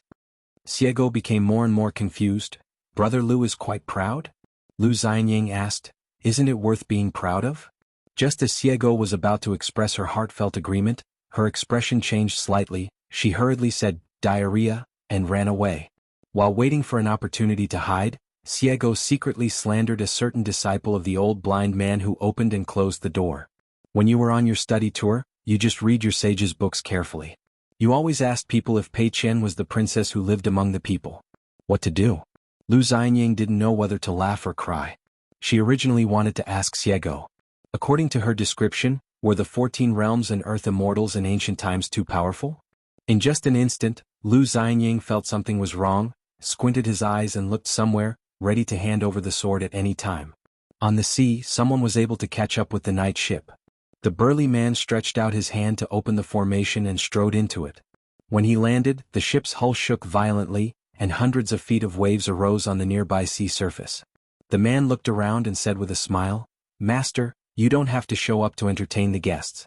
You'll find someone to chat with, and you don't have to act like you're facing a formidable enemy. Chen Pingan didn't get up but looked up at the door. The burly man pushed open the door and entered with such majestic momentum that he looked like a mountain moving across the room. He said a few words at once, which made Chen Pingan's eyelids tremble slightly. Zhomi is too impatient. It's time for me to come out. The group of great demons who had been sleeping for thousands of years, including Bai Jing, Womingxi, Li Gu, etc., all followed the ancestor of the military strategist and started a vigorous war again. The first battle in ancient times was called Ascending to the Sky, and everyone united as one. The second battle was actually an internal conflict. At that time, almost the entire demon clan chose to bet on one person. According to Old Man Yang's disparaging statement, it was an internal conflict with uneven distribution of spoils. After conquering the heaven, giving rewards according to merit, sitting around and eating fruits, few people are satisfied with the results. Although Xiaomo always liked to ask people about swords, he never got involved in these meaningless conflicts of interest. Chen Pingan changed the subject. Over at Xuanjiao Mountain, I heard Xiaomo say that Senior has just visited Qingming World. The man picked a chair and sat down on his own, saying, get back some things that should belong to me and then find a friend to reminisce about old times. I originally thought that after drinking, I would go to Yashan to meet the man who is known as several people. Master Lin, who is the best in martial arts in the world. I never thought that my old friend's dojo would remain the same, but things have changed. My old friend always acted in a sophisticated way, and had already planned for his death. After thousands of years of long-term preparations, he finally succeeded. A 14th level monk appeared who took advantage of him, and his power was similar to that of the founder. I originally wanted to give him some advice because I missed the friendship with his ancestor, but that Xuanfeng family was really in a mess from top to bottom. There were not many good ones inside and out. If my old friend had known something, I was afraid that the coffin board would not be able to cover it. So I kept my temper and talked to him for a few words, never thinking that the guy was a tactless person. In turn, sarcastic and weird words. With my temper, how can I tolerate him? The two parties agreed, verbally concluded a life and death agreement, and had a fight. Who would have expected that it was a 14th realm, even if it was freshly baked and mixed with wine? The thing about water is so weak and vulnerable. Chen Pingan said nothing. The man laughed loudly. His dojo seems to be incompatible with martial arts. Whenever he mentions pure martial arts, he will say, martial arts are all about hard words. As a result, the martial arts masters in a state heard that he had reached the 14th realm. They all went to other states, but it can be seen from this that the warriors of Ijo are indeed disgraceful. It is no wonder that these Taoist officials and immortal masters look down on the warriors. It is just that it is absolutely wrong to make a life and death agreement, and to ask questions in a strange way. I said, what do you think of my comments about martial artists? What does it have to do with fellow Taoist? The man narrowed his eyes and smiled and asked, Chen Pingan, do you think it's none of my business? Chen Pingan said, put yourself in your shoes. If I were a senior, I would probably reply, yes, yes, you are right. Fellow Taoist, what you said is correct. The man then burst into laughter and rubbed the handle of the chair with his palm. Fellow Taoist, Bixiao is right. This boy is a thief and a thief. He is indeed very experienced and is a good material for learning martial arts. Qin Pingan said, Senior, when you have free time you can go see Chao Ci. I believe you will not be disappointed. The man nodded and said, I've seen it before and it's much more pleasing to my eye than you. Qin Pingan was choked for words. The man said, the price has been negotiated in advance. This time boarding the ship means inspecting and picking up the goods. Qin Pingan breathed a sigh of relief. It should be so. The wild world. Deciduous foreign tree. The Guishu passages connecting the two worlds are the Tuiji in the East China Sea, Xinjiang in the South China Sea, Sunset in the West Sea and Tianmu in the North Sea. They are located in the wild and remote places far apart from each other. Therefore, the Zhongtu Confucian Temple arranged a large number of top combat forces to sit in the death place. At the same time, Hauran opened 3 huge ferries in the northern part of the wild world, named Bingzhu, Zuma and Damai. The military strategist has made a rough estimate that Hauran Jiuzhou will use 30% of its strength to defend against the invasion of the wild monster clan. Now, he wants to use 70% of his strength to attack the barbaric world. On the Confucian Academy side, a large number of great gentlemen and gentlemen who have obtained the title of gentleman are already on the front line of the battlefield at the exit of Guishu. In addition, some gentlemen and a large number of sages from the academy walked on the 2 ferries to gain experience. On the side of the ruins of the Wild Sun, in addition to Su Zi, the top combat forces include Lu Qi, a newly promoted 14th realm monk, Song Changjing, the coach of the Great Li Cavalry, and Zhang Qiaoxia, who has long been at the level of the ultimate realm but has the Taoist name Long Bo, as well as the leader of Tongyi's Hao Yugui sect, Sword Immortal Wei Ying Jijia warrior Wu Shu and others. Although Su Zi is still in the Ascension realm and Lu Qi is in the 14th realm, Su Zi is still the person in charge of this place. Today there are visitors visiting. They are 2 Taoist priests who traveled here together. The middle-aged Taoist priest is wearing a yellow robe and long beard, and the old Taoist priest is wearing a green robe and a crane cloak. They seem to be very different in age. After telling him the reason at the checkpoint, Su Zi soon laughed heartily, left the temporary office, and walked quickly towards the Taoist priest with an immortal style. He hugged him and said happily, Brother Zijing, we haven't seen each other for many years and we meet again in Yun. Water room. The middle-aged Taoist priest smiled and said, Fortunately. This long-bearded Taoist priest was named Yang Shichang, also known as Zijing. His Taoist temple was located in Kongtong Mountain. The Taoist priest's face is like a crown jade, and he wears a purple bamboo flute at his waist. In the autumn of a certain year, during Su's official career, he went boating at night with his friends and wrote a poem to record it, which became a well-known masterpiece. In the boat, Suzy buckled down the side and sang loudly. There was a guest who played the flute and he sang along with them. Close friends talk about mysteries together, wash the cup and drink more, the cups and plates are in a mess, and our pillows are messy, unaware of the whiteness of the east. Suzy seemed to be pointing out something and said with a smile, Brother Zijing, we are now at the bottleneck of the immortal realm. Since you are at the key point of cultivating the Tao, why bother wading into muddy waters and risking yourself? Yang Shichang smiled and said, Brother Su, why do you need to ask questions knowingly? To put it more tackily, the bottleneck of the immortal realm seems to be inferior to the bottleneck of the ascension realm? Suzy said, It is true that I am admiring Buddhism. I am a Confucian disciple after all. There are certain things that I must do my duty. Yang Shichang said, Suzy is a scholar. How can a poor Taoist stop studying? Suzy laughed loudly, I can make an exception for Brother Zijing and go have a drink. The last time the world was in chaos, there were many Taoist priests like Chao Rong, the Ling Figuan Tianjun of Aquarius Island, who went down the mountain during the troubled times. When the war was calmed down they retired with success. In the past, when the front line was pushed all the way to Jinjiazu in the north by the barbarian army, there were 7 or 8 Taoist priests with amazing Taoist power. They were everywhere in the south, killing all directions and killing monsters when they encountered them, which put a lot of pressure on the rear of the barbarian army. Especially in the last battle, 5 Taoist priests directly raided a military tent station, shattering the entire Deyue Mountains, and finally forced the military tent to relocate to another location due to heavy battle damage. And among this group of Taoist priests, there were only 2 left. The last time the Zhongtu Confucian Temple held an invitation, the 2 Taoist priests refused to go. the taciturn green-robed Taoist priest said, "Su Zi, are the formations so complicated?" Su Zi suppressed his smile, nodded and said, "The Confucian temple has long required that the formations at the major ferry crossings must be able to withstand the full blows of the great monsters of the 14th wilderness realm. The reason couldn't be simpler. As long as you can block the attack of the wild monster, the 14th realm of Howren will take action." The green-robed Taoist priest nodded and said, "Although this poor Taoist is not good at catching and killing enemies, he can do his best for this formation." Su Zi saluted and said with a smile, "Thank you in advance. I'm very grateful. But this requires 3 or 4 people from the Confucian temple to nod. The formations are interlocked and one move affects the whole body. It involves the safety of millions of people around the ferry. We must be careful and careful. Therefore, the addition, deletion or replacement of each formation link requires several ferry directors, including Su Zi. All need to report detailed information to the Xianxia Confucian temple."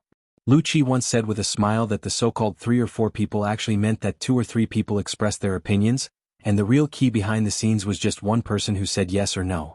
The green-robed Taoist priest didn't take it seriously, looked at him and said calmly, "It should be so." Pindao traveled to Baidi City among the colorful clouds in the past, and had the honor to discuss the foundation of the formation with Mr. Zheng. Not long ago, a group of academy disciples came here to practice. They had been at Zuma Ferry earlier to help with the general affairs. Among the team was a young Confucian scholar named Li Huai, who came from Beipingzi Cliff Academy, one of the 72 academies of the Confucian temple, and his title was sage. He was almost surrounded by gentlemen and sages, and he did not appear to be out of the ordinary. During their long journeys, the academy disciples often exchanged knowledge together and discussed the meaning of life and destiny. Li Huai did not take the initiative to speak, but only listened carefully. Occasionally, someone asked him to express his opinion, and Li Huai just say, "You don't understand." At first, some people mistakenly thought that Li Huai was sincere, introverted, and did not like to talk, so he only listened but did not speak. After getting along for a long time, I realized that Li Huai really didn't understand. But Li Huai is indeed open-minded and eager to learn, so fellow gentlemen and sages will not look down upon Li Huai. Once the relationship was good, they would each ask about their master's biography. Li Huai only said that the headmaster of the academy at that time was Mao Sai, who is now the Liji Academy. Mao Xiaodong, the secretary of Liji Academy, is now a famous person in the Chinese Confucian temple. It is recognized that he is rigorous in scholarship, selfless, and able to convince others with reason. Mao Sai, who was transferred to the lineage of Lixing, stayed in the Chinese Confucian temple, mainly to assist the former mentor Lixing in handling various affairs. What a coincidence, right? Regarding this matter, there were some private discussions inside and outside the Confucian temple and on Howren Mountain. I heard it was the idea of the closed disciple? Impossible? Think it's impossible? That's because you haven't been to the Great Wall of Sword Qi. Is there any way here? Doorway? Hey, that's a lot. A short, stooped old man came without saying hello. What was particularly special was that beside the old man, there was a person who should never be here. They just appeared out of thin air in front of everyone and entered this majestic and heavily guarded city. Su Zi and several big monks said don't worry about it. Walking in the city, the man's realm was high enough. If he paid a little attention, he could see the brilliance of the formation flowing everywhere. The man was amazed. The defense here is a bit exaggerated. The other places are also at a similar level. The stacking of formations upon formations is seamless and there is no concern about conflict between the formations. Let me just talk about one of them, which is 5 5-element formations stacked into one again. It is exquisite and brilliant. The old man nodded. In several places the gap is limited and it is getting thicker every day. Those monks on the mountain tops are all shameless, very keen on comparison and do not want to lose face. Over there in Howren Xianxia, there has never been any. There is a shortage of strange people and talents, but now there is no shortage of gods and money. The man asked worriedly, "Fellow Taoist Jisher, please be honest. If I am beaten up, will you be responsible?" The old man asked back, "I always keep my word. Do you still want a word of truth?" The man sighed and said, "If I accept you as a Taoist friend, I will be more blind than you." The old man said, "You have such a bad mouth. Why did you get under Yang Ji or Guan Yi's skirt before you came here?" The man is convinced and shuts up. Approaching a place, the old man quietly pulled his collar and straightened his sleeves. The man just felt that his eyes had been opened and his trip was worthwhile. A member of the Great Li Army, Wai Lang, was giving a lecture to nearly 100 people. Holding a painting stick, he reviewed and explained the pros and cons, gains and losses of both sides in a recent battle.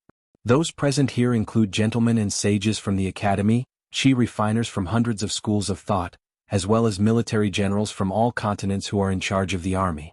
There were no empty seats in the school. Li Huai sat in the corner by the window, and would write down important points when he heard them. Although Li Huai was not proficient in the formation of troops, he had a small hobby, so he listened very carefully to the lectures.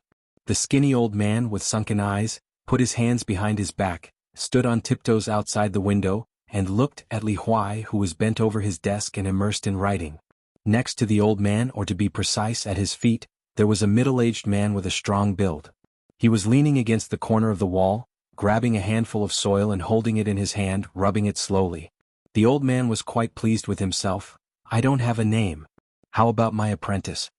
The middle-aged man, who was ridiculed as nameless, was really puzzled. He let go of his hand, stood up and asked, "What's the how? Qualifications for monasticism? Born with a strong bone? Divine will and Taoism? This young man is very bad." The old man was too lazy to say anything else. Li Huai noticed the shadow on the table, looked up, and suddenly saw two more heads outside the window. He was startled. After seeing clearly that it was the old blind man, he put down his pen and rubbed his wrist. Soon he found that the sir teaching the class and several students nearby were all looking towards him. Li Huai felt embarrassed and quickly signaled with his eyes that the old blind man should leave quickly. "The class is not over yet. What are you doing there?" The old blind man said in his heart, "It's okay, well just wait until you finish class, and it won't hinder the students who dare to speak and listen." Li Huai became anxious and used the method of concentrating the sound into a line. "Old blind man, don't talk nonsense." The old blind man smiled and said, Okay, you just continue to listen to the class. Even if I am a spectator, the teacher can't chase people away." Then a handsome man with a willow branch hanging from his waist came here. The old blind man said nothing. He only raised his hand and ordered to expel the guests. Unsurprisingly, she was rejected and Lu Qi had to leave silently.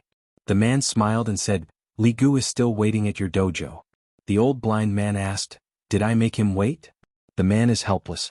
"I think back on those days when we were so famous. Fellow Taoist priest of Diji Temple, neither in appearance nor in conversation, is as virtuous as he is now. How elegant, how outstanding. 100,000 mountains. There is no one, standing high and looking far away, lifeless and desolate. The owner was not at home, and a young wild monster came here alone and sat cross-legged on the edge of the cliff. After the boy was woken up by Zhe, the xianhuan bag and the demon-catching gourd had been hanging around his waist. However, during the last meeting, Xiao Sun used a lame excuse and gave it to Firen as part of her generosity. Little things that don't matter. The 10,000 years of waiting have not been in vain. After all, I have reached a higher level. Unlike Yangji and Zhu Yan, the great beasts of the wilderness who have never fallen asleep, very little is known about them in xianxia. It is hard to imagine that he and his temple had been together with that group of ancient scholars, and even had a good relationship at the beginning. For example, Taoist friend Jitsi wants to be the second scholar in the world to refine the natal character. And he has always hoped to build a literal book city with the king on the back. Thanks to Wenhai Zhoumi, who first paved the way and then gave way, the matter was finally accomplished. Now he has replaced the old fox Tong Tian, who left the sky and became the master of words in the wild world. The young man habitually took out a book from his sleeve, and while patiently waiting for someone, he concentrated on reading. He was reading, and his voice was very rhythmic, as if the recitation itself was Taoism. The taste of books is like rice grains, like delicacies, like glutinous rice wine, like strong wine, and the taste of various schools of thought is like glutinous rice wine. Thousands of years ago, he and Jishin were indeed the same people, and they wanted to spread the world through books. As for a certain place in the wilderness not long ago, a demon monk who was good at talismans accidentally entered the Haoranjai. The young man was indifferent to this careful secret arrangement and just kept observing the flow of literary fortunes there from a distance. When the lecture was over, there was an academy sage who was familiar with Li Huai. His hometown was Luxiazu. He noticed something strange outside the window and asked softly, "Li Huai, who are you?" Li Huai was a little embarrassed and explained, "He is my master, the kind from the mountain, not the gentleman from the academy." The sage didn't ask any more questions and just said with a sudden look on his face, "Okay, you kid has hidden it quite well." Li Huai chuckled. The young sage bowed to the old blind man outside the window, his hands behind his back. He hesitated for a moment, then nodded. After all the students in this classroom had left, the old blind man took the unknown person into it. The master and the disciple sat opposite each other with a desk separated from each other. Anonymous was still sitting against the wall. Li Huai asked carefully, "Master, who is this senior?" The old blind man said casually, "Don't worry about him, he has no name." The man clasped his fists towards Li Huai and said with a mellow and elegant smile, "Li Huai, I have admired you for a long time. I'm so lucky to meet you. I am just a martial artist who plays tricks on my fists and legs." Just when Li Huai was about to speak, the old blind man already said, "There is no need to salute, he is not worthy of such a thing." The man nodded with a smile and helped himself out. A real man doesn't stick to trivial matters and does whatever he wants. Li Huai said from his heart, "Old blind man, if you keep acting like this, you will have no friends." The old blind man smiled and said, "I don't have many friends to begin with. Those who are friends will get used to me being like this." Li Huai clicked his tongue in amazement and gave a thumbs up. "It's amazing, well-reasoned and flawless." The old blind man smiled and asked, "Do you want to drink?" Li Huai laughed angrily and said, "Do you want to drink?" The old blind man said, "Good disciple, don't be so rigid all the time. The world is so big that few people care about who belongs to whom." Li Huai raised his chin. "It makes so much sense. Are you going to become a master tomorrow?" The old blind man said happily, "I can teach you, but they can't bear it." Li Huai asked, "On the way here, how many kilograms of wine did you drink with some appetizers?" The old blind man smiled and said, Anonymous crossed his arms across his chest, leaned his head back against the wall, and simply closed his eyes to rest. He was really tired. I always feel that Li Huai alone can catch people off guard more than Xiao Sun and Bai Jing chatting together. The old blind man was silent for a moment, then asked abruptly, "Li Huai, when you recognize the master, you are not looking for a backer, right?" Li Huai opened his eyes wide and asked directly without hesitation, "If I don't look for a backer, why should I look for a master?" The old blind man stretched out his withered fingers and scratched his sunken cheek. For a moment he didn't know how to refute. What the disciple said makes perfect sense. Anonymous even wanted to completely shut down his consciousness and not see or listen. I have to admit that the qualifications and courage of this good disciple of fellow Taoist Jitsi are inversely proportional. Li Huai explained, "When I was a child, my mother was my supporter at home. Later, when I traveled to study abroad, I found Qin Pingan as my supporter. At Sui Cliff Academy, Li Baoping, Lin Shui and others were all my supporters. Now that I am worshipping you as my teacher, you don't want to be my supporter. Should I be your supporter? Old blind man, are you alone in the dojo with no one to take care of your food in daily life? You are hungry and panicking. Why don't you stop talking to me here? What about the words?" The old blind man laughed it off and changed the subject. "Here in Haoran Xianxia you have a good relationship with the boy named Chen. We are both from the same sect and from the same hometown. He has one advantage, that is, he is nostalgic, so I feel more at ease." Li Huai added, "Young Taoist is not bad either. We have a good relationship." The old blind man didn't say anything, as if whenever he mentioned the Taoist title of Young Taoist, he couldn't help but want to pull that ascension realm over and step on it a few times. He continued, "In the colorful world, Ning Yao's Nizi is like my own junior. Besides, when Qinshi was young he once walked through the 100,000 mountains. I gave a few pointers which were taught by Qin Qingdu. Of course he has to repay this favor, which is not a big or small favor. So when you travel to the colorful world in the future, you can ask Qinshi to be your backer and accompany you to see the mountains and rivers." Li Huai suddenly showed his characteristic of being a denizen, that is, an old swordsman who has made great achievements in the Sword Qi Great Wall. I don't dare to say this and I don't have the shame. I will be scared when I meet him. The old blind man seemed to have expected this and nodded, "So I have explained the situation to Qin Shi, now Qinji of Ascension City, and he said it is no problem. As long as you arrive in the colorful world he will protect you." Li Huai coughed and lowered his voice and said, "How do you speak? Don't make us master and apprentice seem to be members of a gang." The old blind man smiled calmly and said, "The world of human beings is just like a bird. It's almost the same. The old blind man is not that particular." Li Huai quickly reminded, "I don't want to say this here." The old blind man continued, "You need to travel thousands of miles to study and practice. When it comes to the majesty of mountains and rivers, the vast wilderness has its own merits. So I also helped you make an appointment with a group of people to see more of the scenery here. Just feel free to travel with them. The leader, the Taoist priest named Zhang Fenghai, can barely see the new 14th realm. In addition, one of them is an old friend with Chen Pingan, so there is no need to worry about being isolated and having nothing to talk about. They are on their way here. Li Huai said with a smile, I dare you, the old blind man, to support you here as an orphan. And not a prince either. Anonymous was speechless. He and his fellow Taoist priests have known each other for more than 10,000 years, and there are only a few who dare to talk to him like this sincerely. The old blind man scratched his face and smiled. He was worthy of being his apprentice, and his words were heartwarming and pleasant to the ears. Li Huai couldn't hold it on any longer, so he gradually stopped smiling and looked gloomy. He stopped talking several times but finally forced out a smile. Looking at the old man opposite, Li Huai spoke slowly as if talking to himself, asking and answering, Master, that's what I say, but there are always things that have to be done and there is nothing you can do about it. Master, can you give me a guarantee that you will come back as soon as you finish your business? Even if I went to a place not close by and I won't be back to Xuanhuan for a while, but I'll always come back, right? Master, you're at such a high level, can you still do such a small thing? How could the old blind man say some comforting words? He held it in for a long time and looked at Li Huai for a long time before he slowly said, A man stands upright and bleeds without shedding tears. Li Huai was stunned and speechless. At the top of the mountain, Li Guo felt a little sentimental, put away his books, put his hands on his knees and muttered to himself. My generation of Taoists has a heart as pure as glass, and a mind as clear as Taishu. I once uttered wild words. If I hadn't lived for 100,000 years, what would I be like in the world? The road has its shores and its laws are boundless. Martyrdom for the word, martyrdom for the body. Going alone is just being generous. In the turbulent years of ancient times, human Qigong masters wanted to complete their achievements in one battle.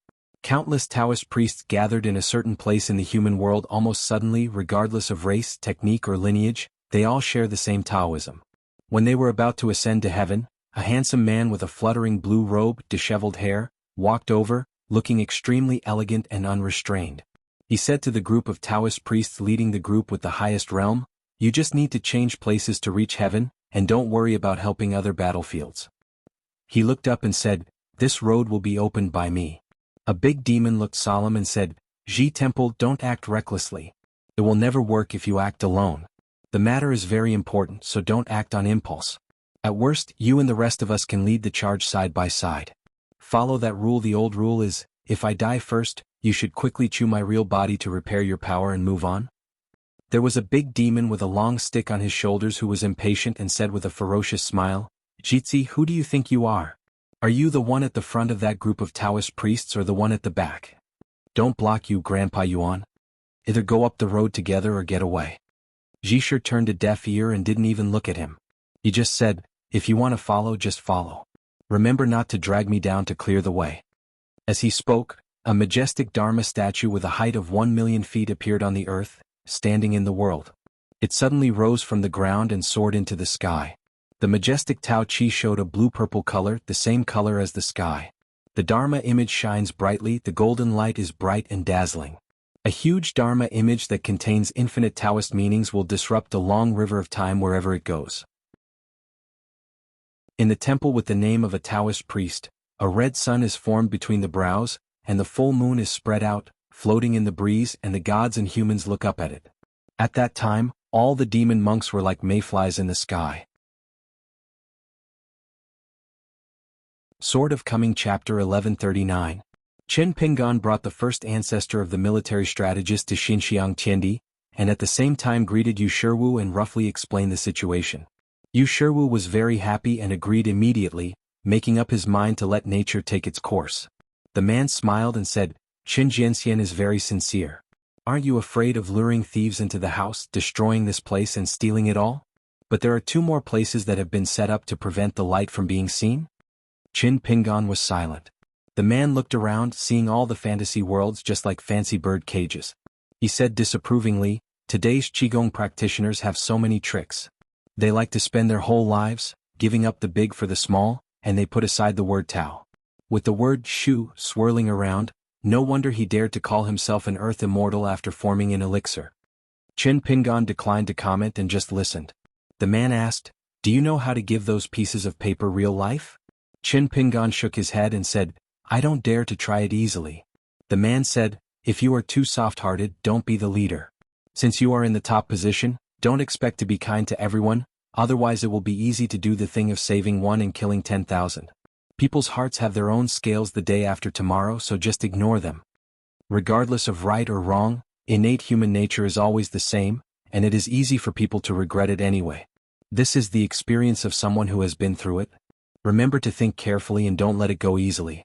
Qin Pingan nodded and said, keep it in mind. I am quite introverted and rarely talk. The man raised his arm and turned it a few times, and there was a faint tremor in the joints and bones. Killing a Qingming Taoist official in the 14th realm was not a trivial matter after all.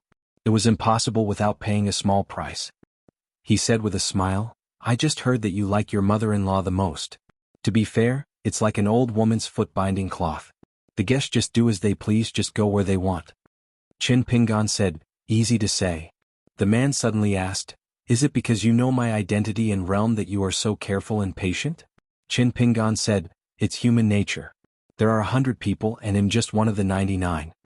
The man nodded and said, only one left can be heroic and informal. I have seen many such Taoist priests of all races. Qin Pingan added, I am patient when listening to anyone. The man stretched out his hand to hold down the railing of the white jade stone bridge. Fellow Taoist Bixiao asked me to send you some words. Qin Pingan asked curiously, please tell me. The man said, when people are soft-spoken they like to talk sense and be stupid. After all, courage is commendable. When you are in a high position, you will be annoying if you start nagging again, and you will be suspected of being a good person after getting an advantage.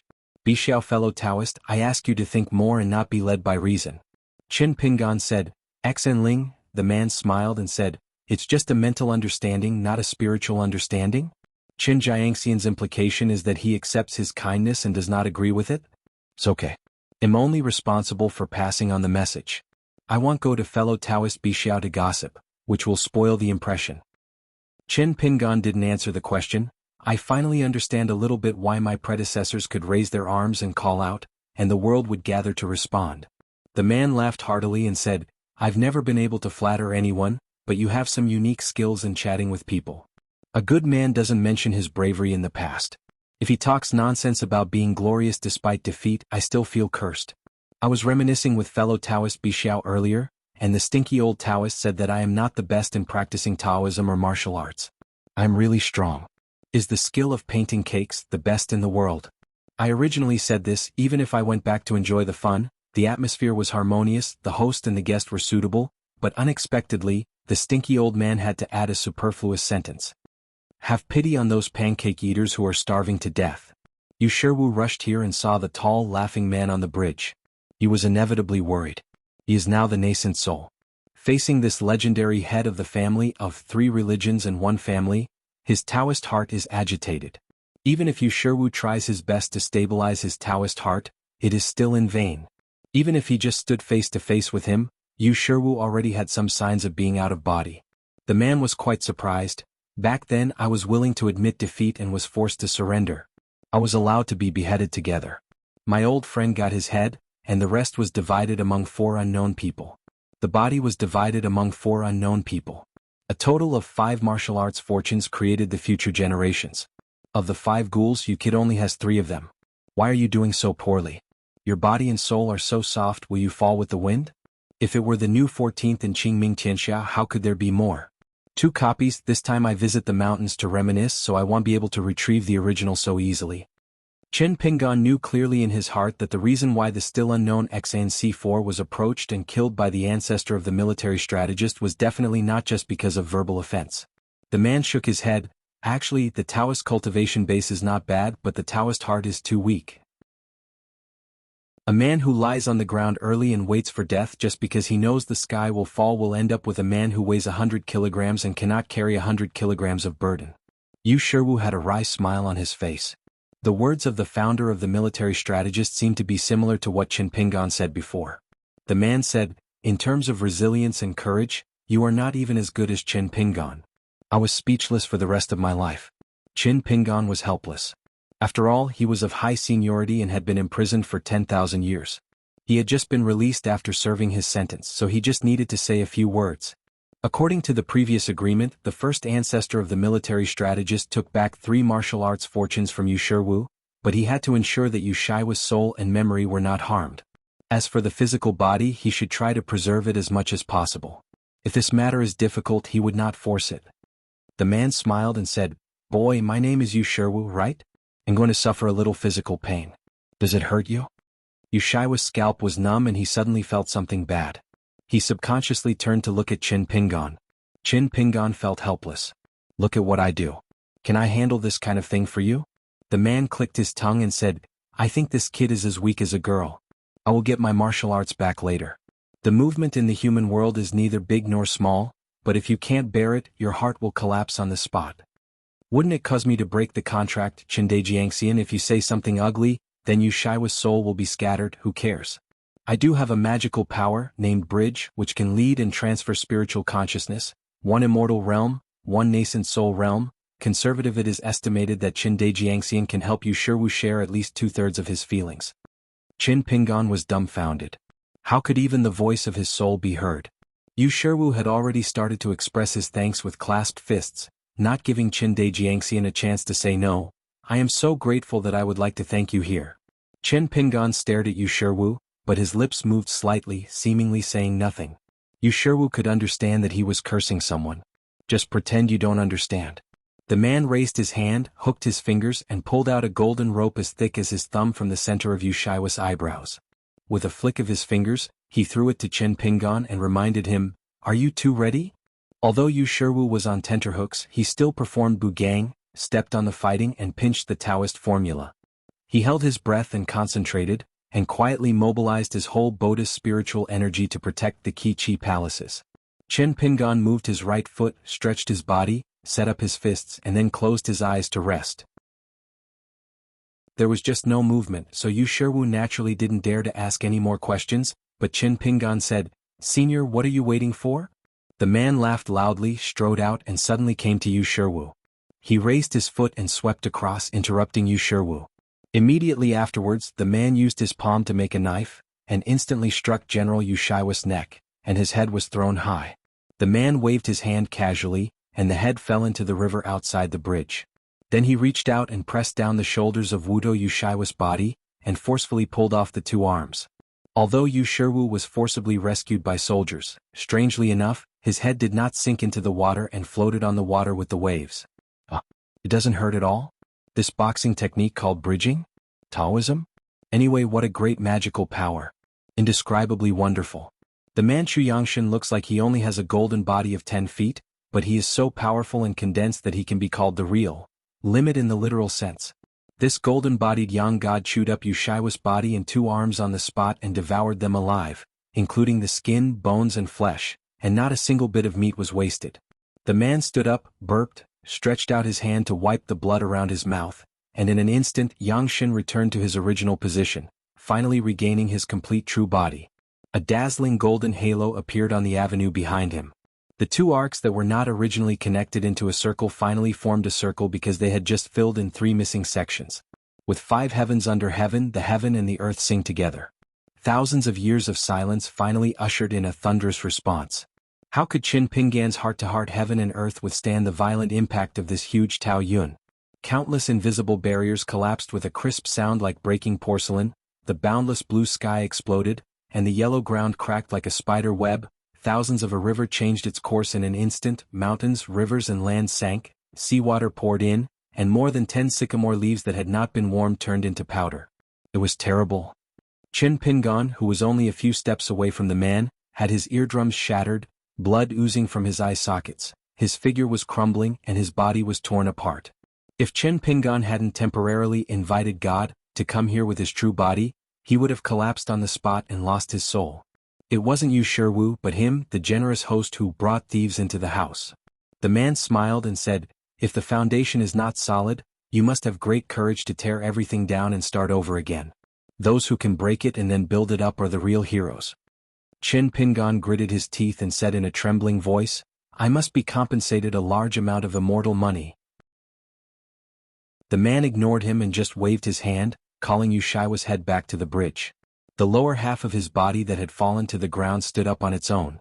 Between the head and the lower body, countless golden threads spread, intersecting up and down, and weaving together in an instant. The rudimentary form of the internal organs and the like, and the arms grew naturally, not only the immortal magic of bones and flesh, but also a pure golden heart. Every time it beats, a wave of Taoist rhyme flows. The whole body, a temporarily skinless skeleton, is exactly what Taoism calls golden branches and jade leaves. The man smiled and said, "You have been responsible for the 3 martial arts fortunes for many years. You have no merit but hard work. Since you don't have a good destiny as a martial artist, I will settle for the next best thing and give you a fortune from the immortal family." Seeing Shanzhu Chen's miserable appearance, Yu Shiwu felt uneasy after all. The man guessed Yu Shiwa's thoughts and sneered, "You can't accept the things I give you if you don't want to? If you don't believe it, just give it a try. After a few days you can easily reach the upper 5 realms.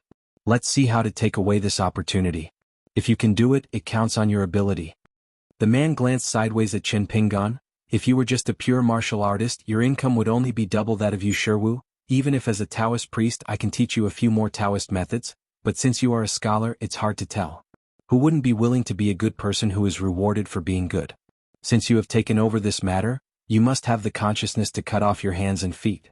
I consider myself a scholar and like to reason with heaven and earth. How can I do it without paying some price?" Qin Pingan remained silent and took a long breath. A pair of eyes gradually turned golden, and there was a tug of war in the heart of the Tao.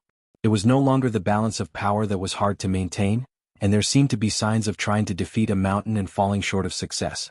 The whole heaven and earth glowed with a pure golden color, which was Taoism. Seeing this strange scene, the man looked indifferent. What kind of battle had he not seen thousands of years ago? What's more, in the ancient times he was either a participant or the initiator of several truly great battles. The man flicked his wrist and a weapon appeared in his hand. As soon as this object came out, a night sailing ship sank to the bottom of the sea on the spot, like a ball of cotton falling into a piece of iron. In the lotus root temple built under the water in Qingming Xianxia, thousands of years ago, Taozu personally set up the formation, used the Dadu water transport to suppress the military movement, and at the same time imprison the divine soldiers, breaking the formation with a spear. The man gently raised his feet and stepped on the ground, raised his arms, pointed the tip of his spear at Qin Pingan with golden eyes, and said with a smile, "Quickly reveal a true body that is almost perfect. I have been waiting for this moment. Killing the new 14th realm is just a hot shot, just an appetizer. What I really want to kill is you. Half of Luoluo Mountain. When I set foot here, the long river of time has flowed backwards. Now there is a whirlpool in the water where time has stagnated. I want to see who will save you, who can save you." Turning back time, Taoism is as high as Taoist ancestors. Leaving the world of Qingming can only turn back the long river of time in Haoran. There will still be few 14th realm in charge of this continent's mountains and rivers. However, it is not difficult for the ancestor of the military strategist who has just recovered most of his power to just take an immortal sword cultivator and travel back in time for a moment. When the vacancies in the temple are filled and the dogs are beaten, I will go to heaven and make another trip to heaven. The Taoist ancestors have to pay off their old debts, but I am a different kind. I have a meticulous hand, so who else would be better than me? When the ancestor of the military strategist spoke, Qin Pingan's heart was cut off from the world of fire and scorching fire. Those who make bird cages will eventually become birds in cages. The first ancestor of the military strategist was imprisoned in the fire, in ancient times. The stars showed a bright red color. The imperial guards of all countries in the world had to stare at this star that controlled the war year after year. Many imperial edicts issued by emperors and kings in history were at least superficially caused by the astronomical visions caused by Xuanhuan. Ordinary people don't quite understand the seriousness of a sinful edict.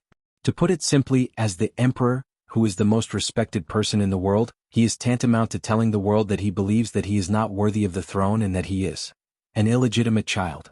The first ancestor of the military strategist smiled and said, "Using the art of war to attack the heart and attack the city is the perfect match for victory.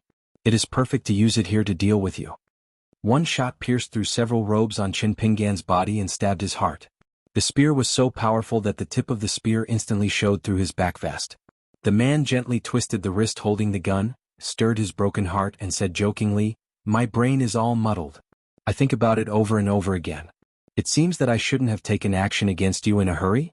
Then I'll see if you shout for the sake of my seniors, I will teach you for free the truth that thousands of ancient seekers sacrificed their lives for. There are some things that are unreasonable.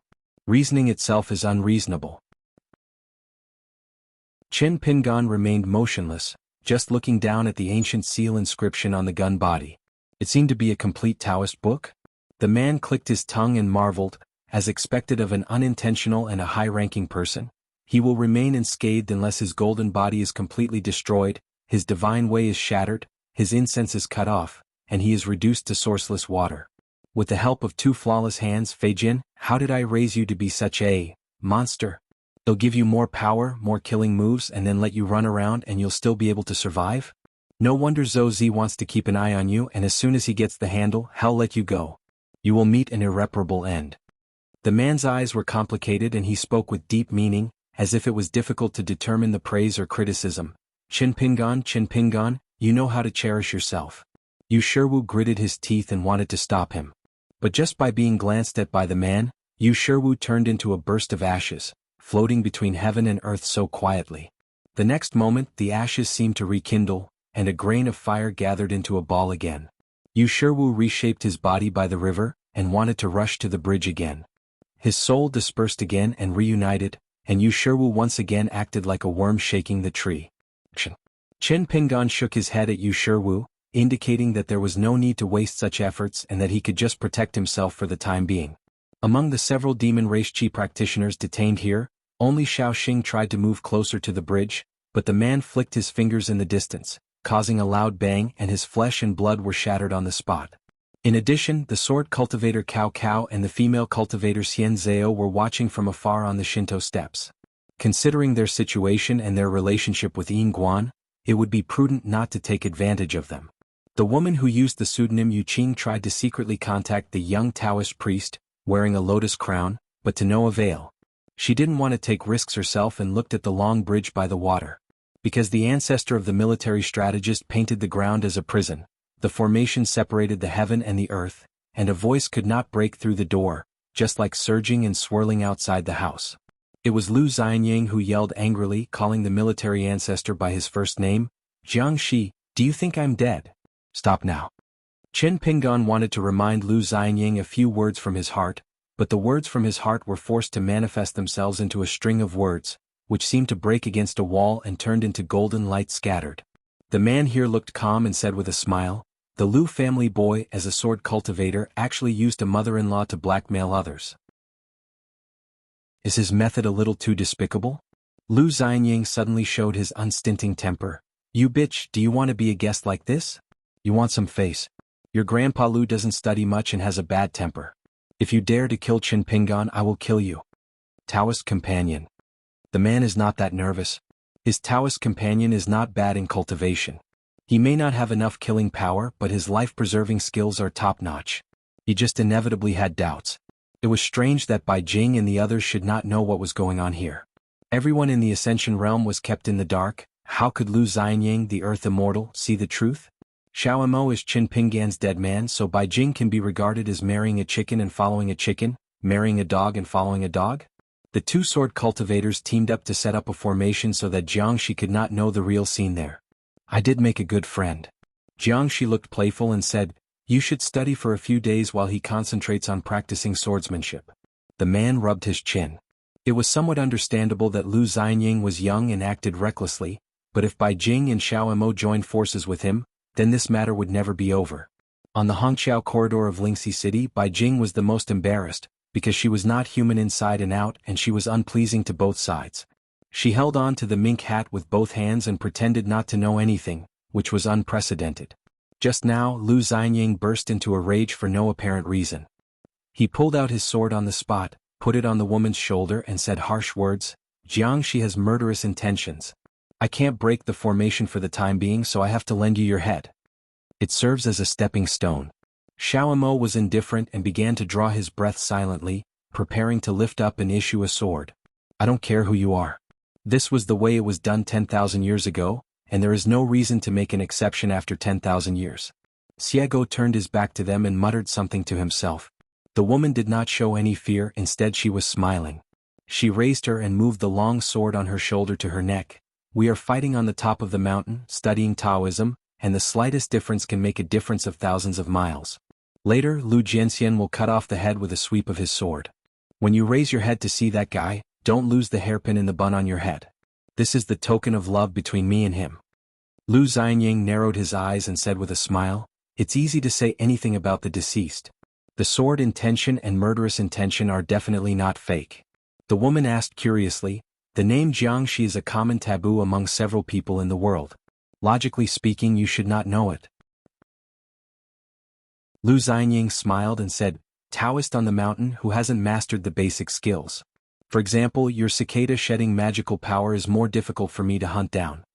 The woman pretended to be surprised and said, "Do you know such secrets? Is your husband the most holy teacher or the young master?" Lu Xianying said, "This world is no better than you were 10,000 years ago. Knowledge is everywhere. It's not unusual to know a little more. As for swordsmanship, it all depends on contemplation." Xiego said dully, "5 words, don't take it lightly. Lu Xianying's swordsmanship is very weird. It is not a skill in the Tao." Xiego said, "Brother Lu, we are all friends and we are all on a first-come, first-served basis." Lu Xianying smiled and said, "I understand. As long as Beijing can stay on both sides today, Xiego and I will still be friends in the future." It wasn't until this moment that the woman restrained her casual mood and sighed, "I really miss those days. Thousands of years ago, the far-traveling Taoist priests on the human earth each had their own Taoist qi, like stars and twinkling fires, and most of them were happy in grudges. Meeting each other on the road, if we don't talk to each other, if we don't agree with each other on the road, we can either say goodbye or fight to the death, which is very convenient. If there is a rapport, a few words can be enough to entrust your life." Jiangxi withdrew the spear and shook it, casually dispersing the remaining Shinto aura. "Let me introduce myself. My name is Jiangxi, my Taoist name is Xuanhuan. My aunt's name is Wuyin, my Taoist name is Land Immortal." She has a very good relationship with Beijing. They originated from the Taoist name and they never got to know each other without fighting. The hole in Qinpinggan's chest was repaired by itself. A pair of golden eyes stared at the ancestor of the military strategist who had completely changed his aura. He smiled and said, "Then let me introduce you to my seniors. My surname is Qinpinggan. My ancestral home is Longquan Dali. The Taoist temple is Luo Luoshan, and the pseudonyms are Chao Mo, Do Yi, and Xuanhuan. I have prepared a Taoist name called Invincible Hand, and I plan to use it in other places in the future." Jiangxi smiled.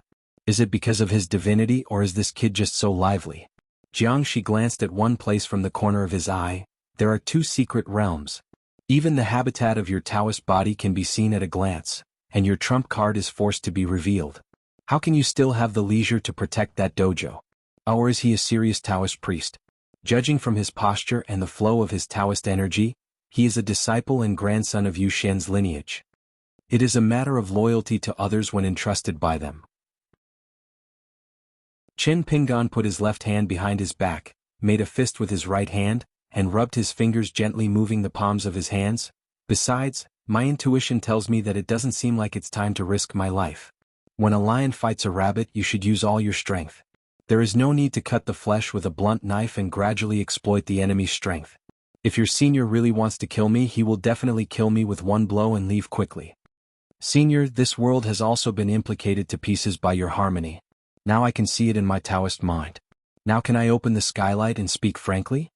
Finally successfully regaining all his martial luck, the man was in high spirits and said to himself, "Embroidered Tiger Chui Chang, you saved me a lot of trouble. Thank you."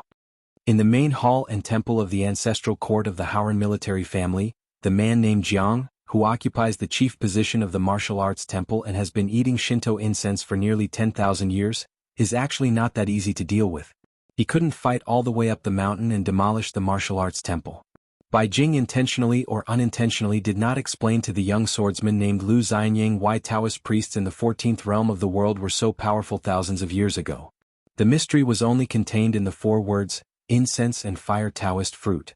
In today's world, people's hearts are mixed, and the incense offered in major temples is almost only for the self. How can it be said to be pure, let alone the thousands of curling incense gathered together to produce the supreme Taoist fruit? Jiangxi, the ancestor of the military strategist, now has a somewhat delicate relationship with the martial temple and the ancestral court. In a sense, Jiangxi was sidelined. The world's military fortunes are given in name but not in reality. This is a dam that prevents floods from breaking out. Once Jiangxi's 10,000-year sentence is over, Jiangxi will immediately take complete control of a small half of the human world. Jiangxi was not too narrow-minded to complain about this matter and made some slanderous remarks. If he were the founder of the three religions, if he were to put himself in his shoes, he would have to eradicate the roots back then. Why should he be locked up for 10,000 years if his merits and demerits are not equal to each other? Just beat him to death completely and avoid any future troubles. Qingming Xianxia's two sides by Yujing, or to be precise, the second headmaster Yudo, did not stop this matter. Knowing that he had arrived at his own territory, Yudo didn't even show up from beginning to end. He just led the group of famous generals in history, Taoist officials, to do his own thing. Instead, Yudo notified the Lotus Root Temple in advance, which was regarded as a Baiyujing decree, and the meaning was not ambiguous at all. Items should be returned to their original owners. If you are unwilling to hand them over, remember to bear the consequences. If Yudo had appeared 3,000 years earlier, there would have been at least one more candidate among the 10 great men in the ancient world and 4 candidates.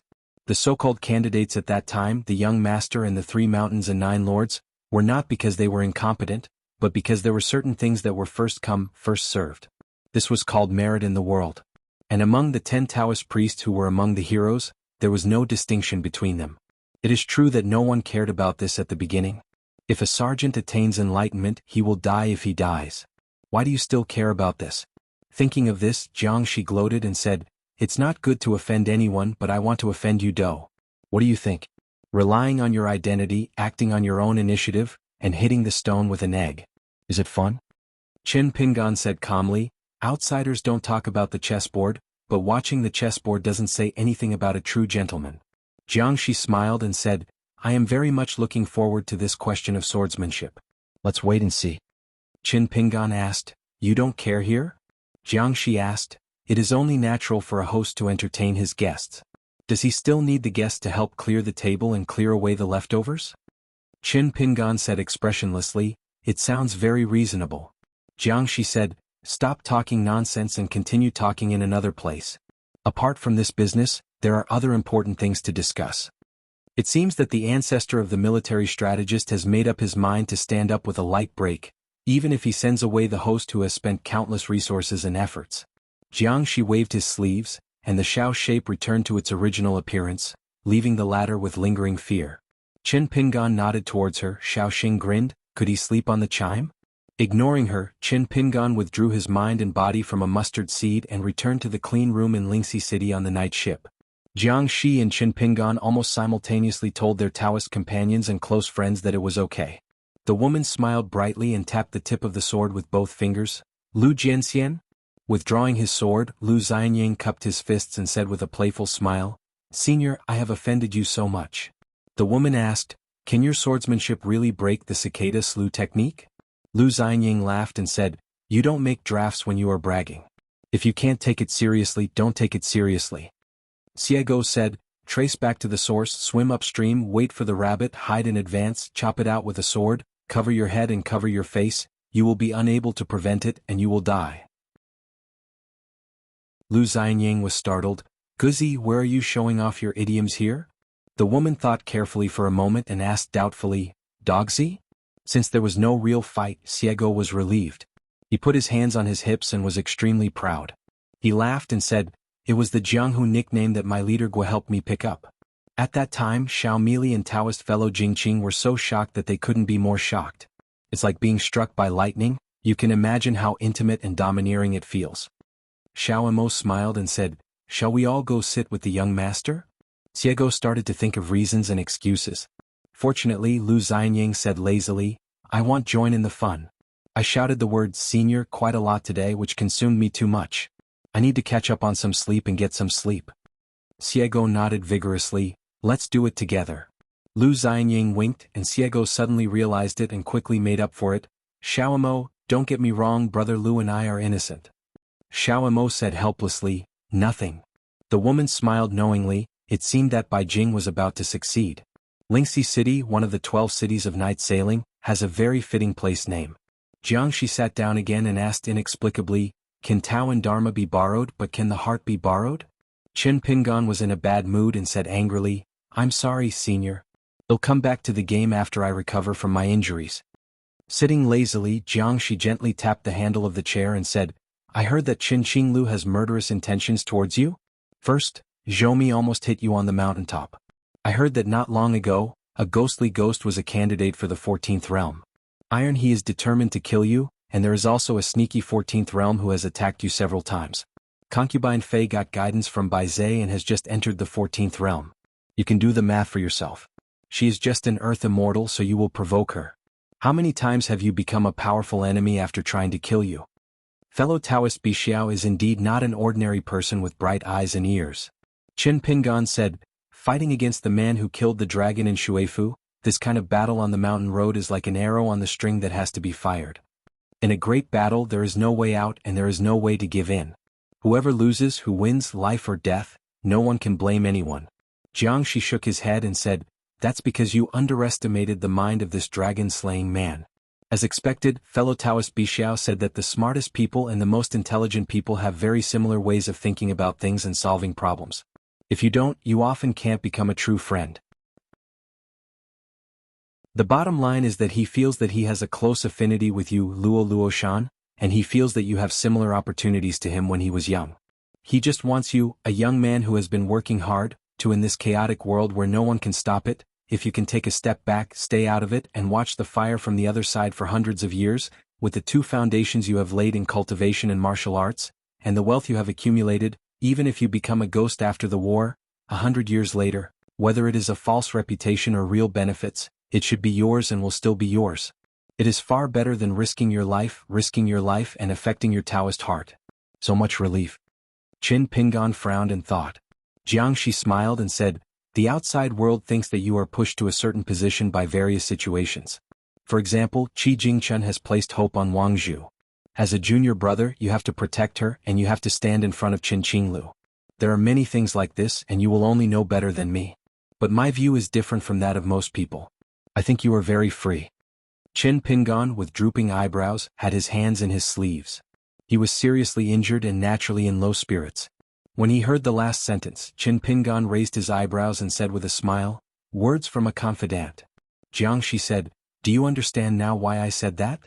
Qin Pingan nodded and said, that sentence is as good as a wine bowl. The bowl is here but the wine is there. Probably our respective lives and stories.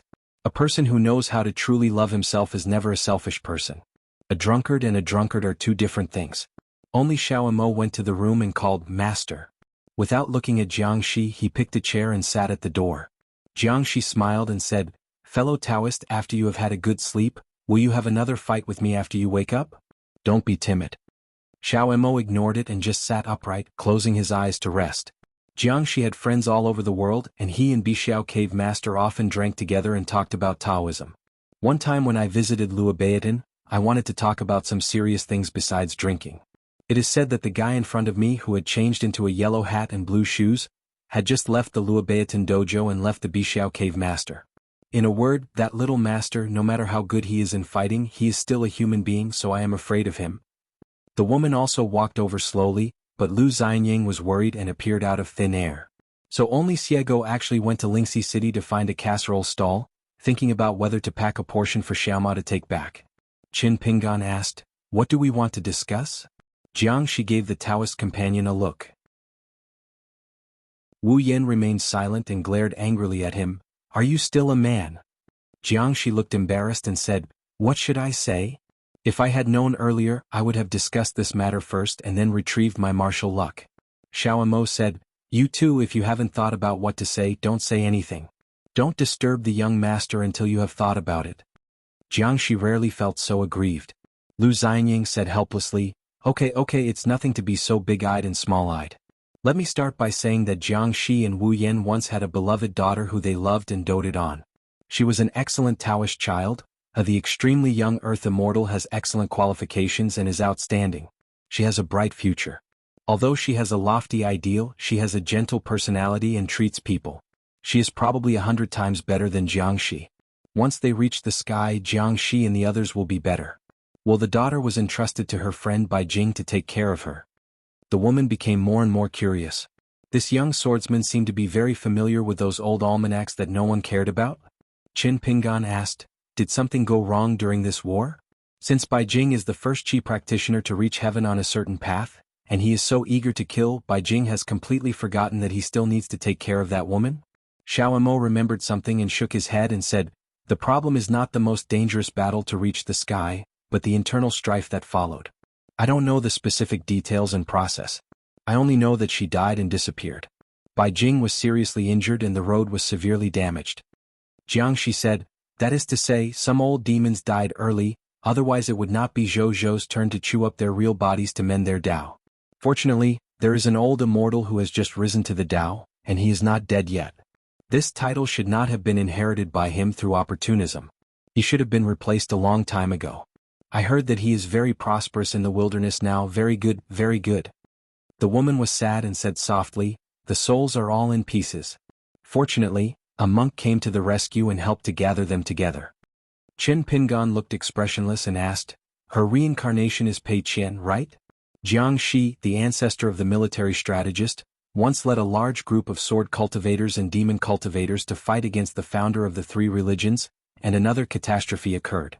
We first met at Donghaiguan Taoist Temple, the capital of Nanyuan Kingdom in Lotus Flower Blessed Land. The local god is the master of Bixiao Cave who was born in the demon clan. Moreover, the old temple master has a good relationship with Xiaomo and Jiangxi. Pei Qian was able to see through people's hearts when he was young. On one occasion he was even able to see through the magic formations of the Taiping Mountain Patriarch. Note, Chapter 358, Crossing the Bridge in Mountaineering. In fact, it was the old temple master who did it intentionally, and reversed the reality of the great sun hanging high in the blessed land, and had his own arrangement. Note, Chapter 322, the old Taoist priest at the wellhead. Let's just say that in Hure town on the border of Dequan dynasty in Tonggishao, Jianyang joked with Chen Pingan one time and exposed Xiao Haitan's trick. The woman admired Pei Qian at such a young age and said that the little girl was really good at making things up. She lied about being the princess living among the people in the capital. She even tricked several experienced police officers into escorting Pei Qian all the way. Qian swaggers back to the inn. Note, Chapter 339, Weird Men and Weird Dreams. The Empress Buried River Goddess also saw something unusual about Pei Qian. Note, Chapter 346, the Master explains the order. The water forms the golden elixir. In the Great Wall of Sword Qi, there is a female sword fairy called Zhou Chen. When she sees Xiao Haitan, she becomes happy, her green eyes are drawn together, and she is given an opportunity. In addition, on top of the city, Pei Qian felt that his eyes would hurt if he looked at the boss sword immortal one more time. Note, Chapter 609, Lest I Have a Big Dream. Jiangxi looked strange and hesitated to speak. The woman said, "According to Bixiao Taoist friend's explanation, our daughter's soul was handed over to the Haoran Confucian temple by the monks to help protect it, with good intentions so that Jiangxi and I would not reappear in the world, make a big fuss and start another war." Bixiao Dao the friend said something that was probably a word of comfort. He said, "Everything yesterday is like dying yesterday and everything today is like living today." He also said that the Confucian temple was done very authentically. It is the old scholar who has to take the huge risks. If Chen Pingan did not become today's Chen Pingan, and Pei Qian did not become today's Pei Qian, so we may have to miss something. At this point, the woman asked tentatively, "Mr. Chen, should we call her over?" Chen Pingan's eyes were gloomy. Lu Xianying was no stranger to this scene, and it was precisely because it happened so rarely that he remembered it deeply. If the conversation continues like this, one of them might actually turn against each other. She also felt that she had made a mistake. Nanyan explained, "The main reason is that we are afraid of seeing her and owe too much. We still don't know which sentence to use as an opening statement. It is not wrong. Jiangxi is rough and has always been stupid. We and the couple discussed it all the way. But nothing useful came out of the conversation.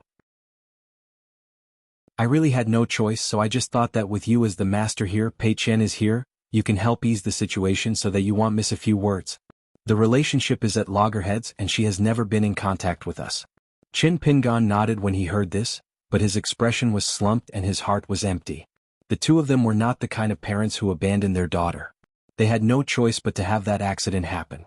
Now that they came to the door to recognize their relatives, there was no problem with both emotion and reason. There was no reason to think of something that Xiao Haitan told in an understatement. It was an old story about famine, escape, night and steamed buns. Pei Qian said it indifferently. Qin Pingan felt panicked. Even though he knew that the couple had come now because they had no choice but to do so, Qin Pingan still wanted to blame them for coming now. Knowing that he was unreasonable, Qin Pingan looked increasingly lonely, not knowing what to say, as if he had no energy left to say another word. Lu Xianying suddenly said, "No." Qin Pingan looked up blankly. Lu Xianying sneered and said, "Qin Pingan's head is in a mess now, but I would like to advise you to stop being clever. If you don't speak clearly today and give a complete truth, you will definitely regret it." Jianghu took a deep breath, stood up slowly and said in a deep voice, "Back then our daughter was at the bottleneck of the earth immortal. If she wanted to break through the realm and pass the heart barrier, she needed to cut off a wisp of pure evil thoughts before she could truly attain enlightenment and ascend. I was beheaded together and the Taoist monk died. My best friend Bai Jing had already injured the foundation of Taoism at that time. He tried his best to save her but could not be saved.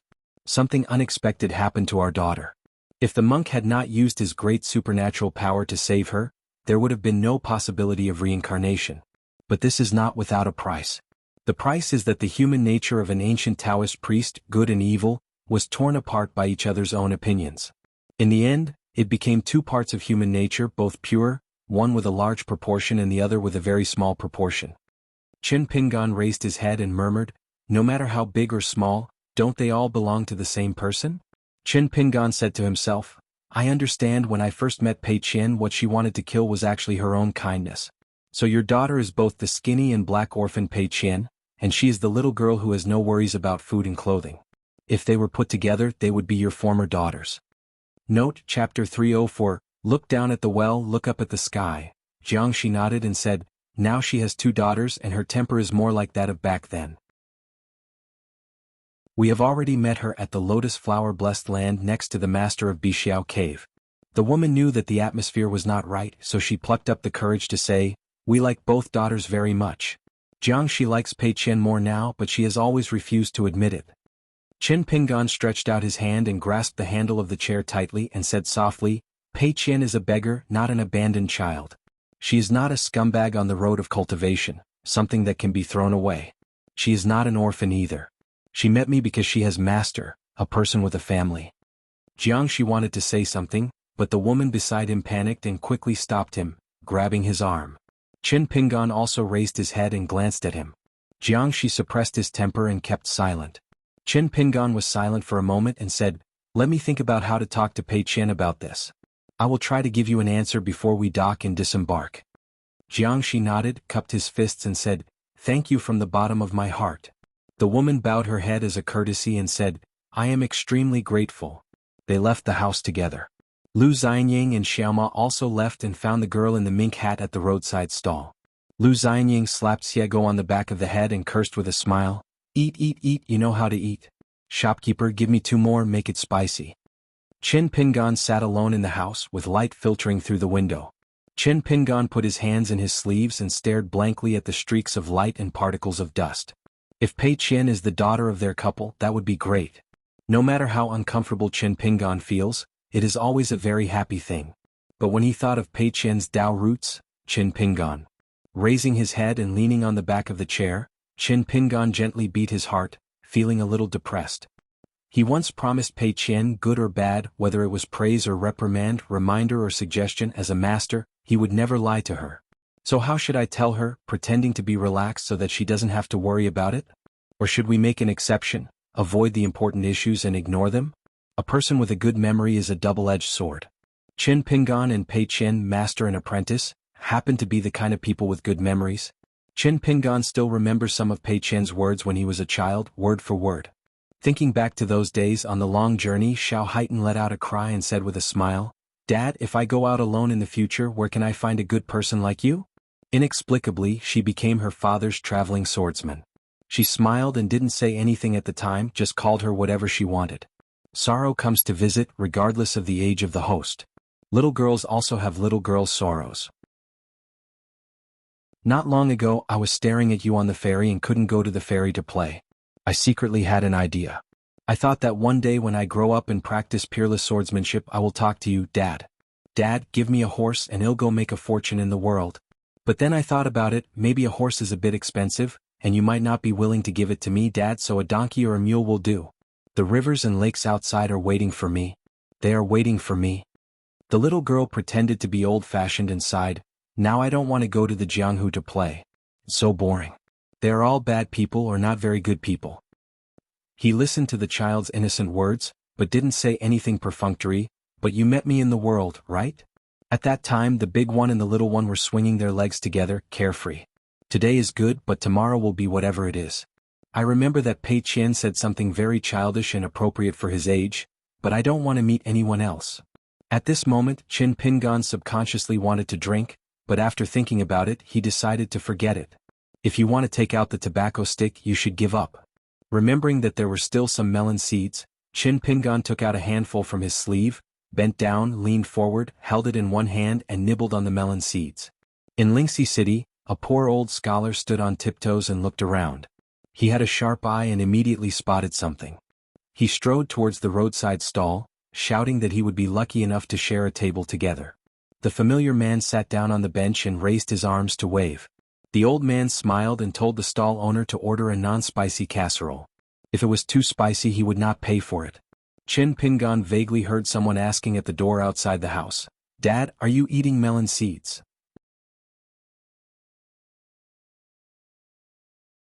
Sword of Coming Chapter 1140. There were 4 diners at a roadside stall. The old scholar took out a pair of bamboo chopsticks from the bamboo tube early and watched eagerly. When the steaming vermicelli casserole was brought to the table, he rolled up a large chopstick, blew a few breaths and lowered his head. Got up. The old scholar devoured his food, raised his head and asked vaguely, "Miss Xia, I want to ask you something. Who is Jiangxi?" Xiego thought for a while and then respectfully addressed him as Master Literary Saint. That guy's temper is good and bad, so he has to pick people. I saw the right person. He met a Qi practitioner who had just started to practice Buddhism on the road. You can also call him a brother. I sincerely regard him as a Taoist friend, but if I don't have a good rapport with him, it's hard to talk about him. He deliberately speaks in a loud voice and makes people misunderstand that he is a big boss. The old scholar suddenly said, "That personality is very similar to mine. If we chat with him later we will definitely hit it off." Xiego was stunned.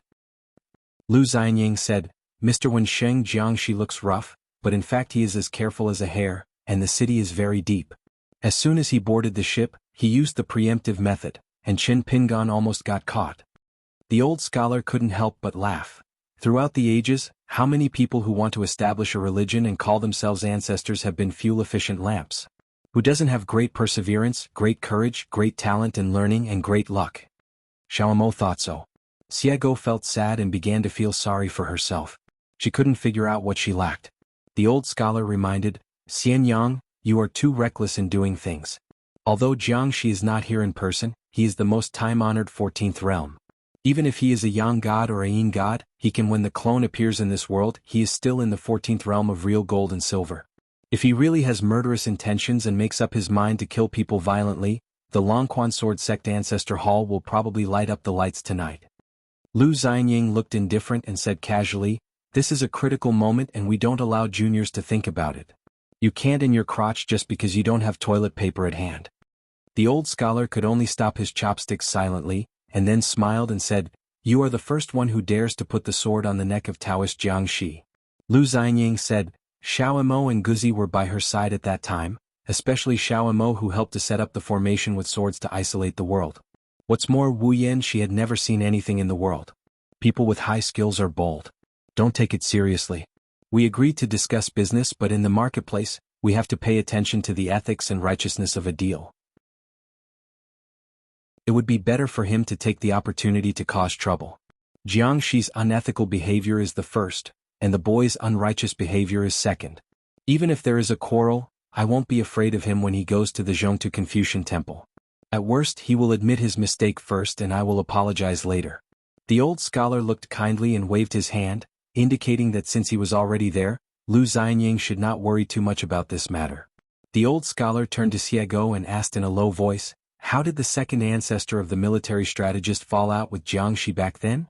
Note, in chapter 722 the drinker left his name, so I want to read the book. Xiao Mo asked with a smile. The second child wants to be the boss, but the boss refuses to give up? The old scholar shook his head. It's not that simple. Xiego apologized and said, "Master Literary Saint, I really don't know the inside story of this matter. When I was hanging out with them, I only thought about killing who and whom. The old scholar put down his chopsticks, rubbed his hands and said with a smile, it's okay, it's okay. I'm not here to inquire about military affairs. I feel nervous. I just want to calm down with a few casual words. Xiao Mo asked strangely, Master Wensheng, we are just meeting Jiangxi, why should we be nervous? Xiego couldn't help but rolled his eyes.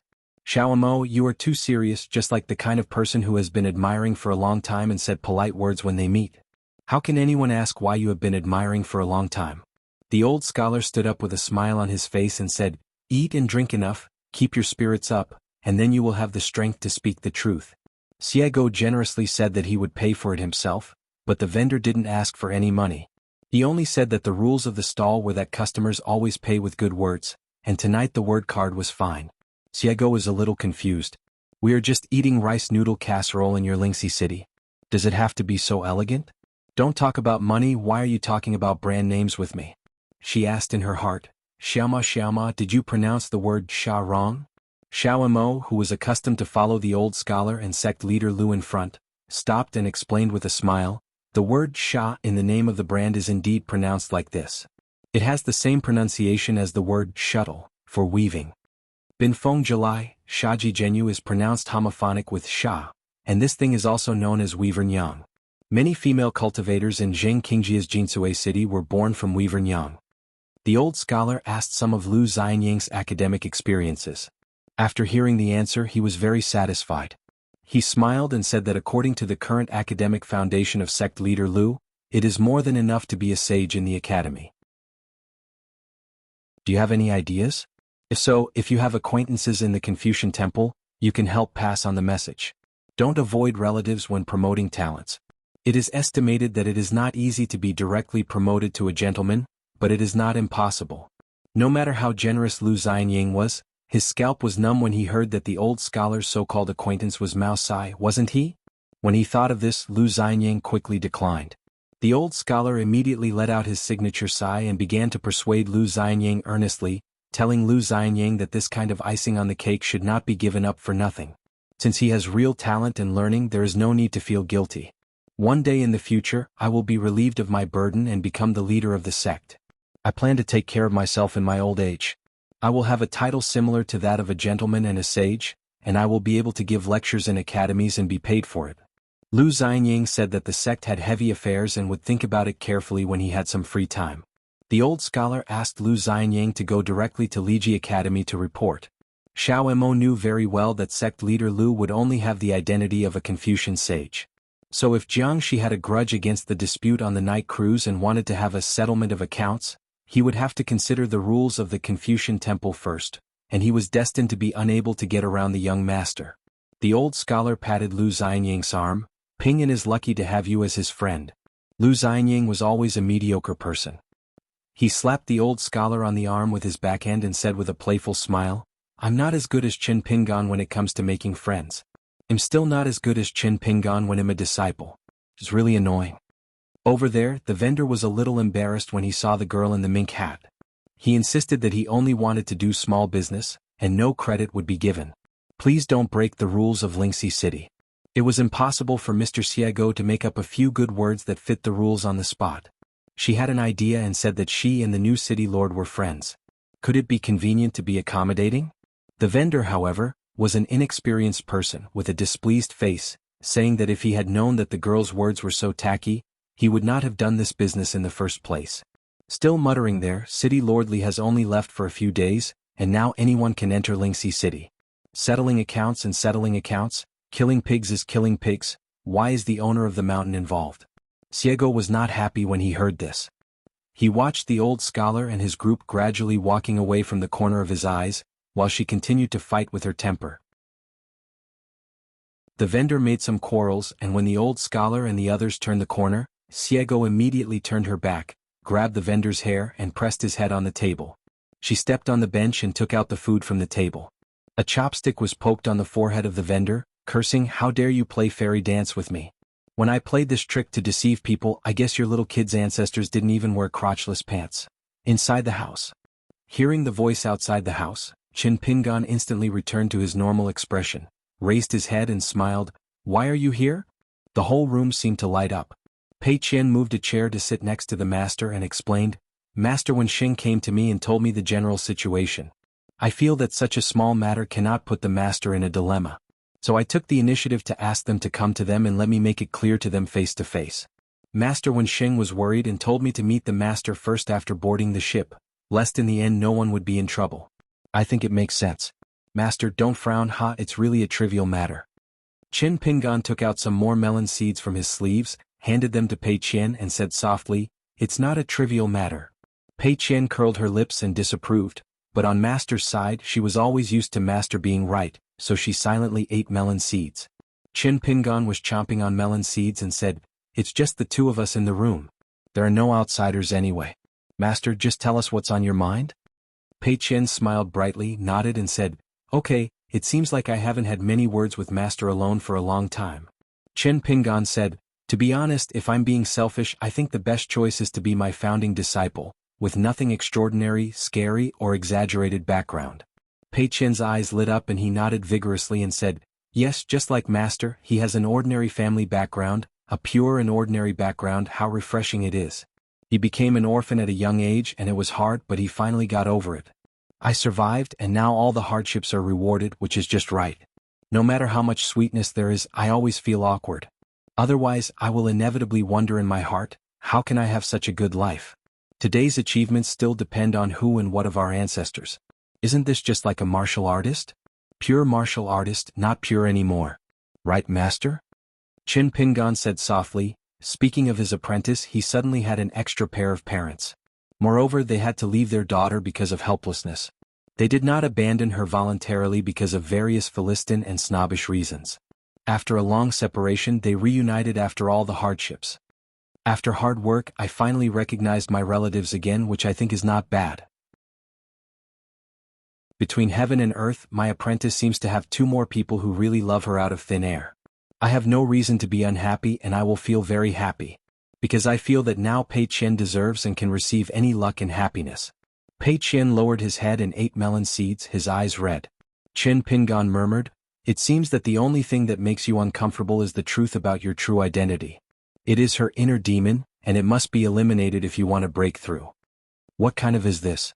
My disciple Pei Qian, who I cherish so much, and Xianhuan, who becomes so sensible day by day, has become something that must be discarded in the eyes of others, even worse than worthless.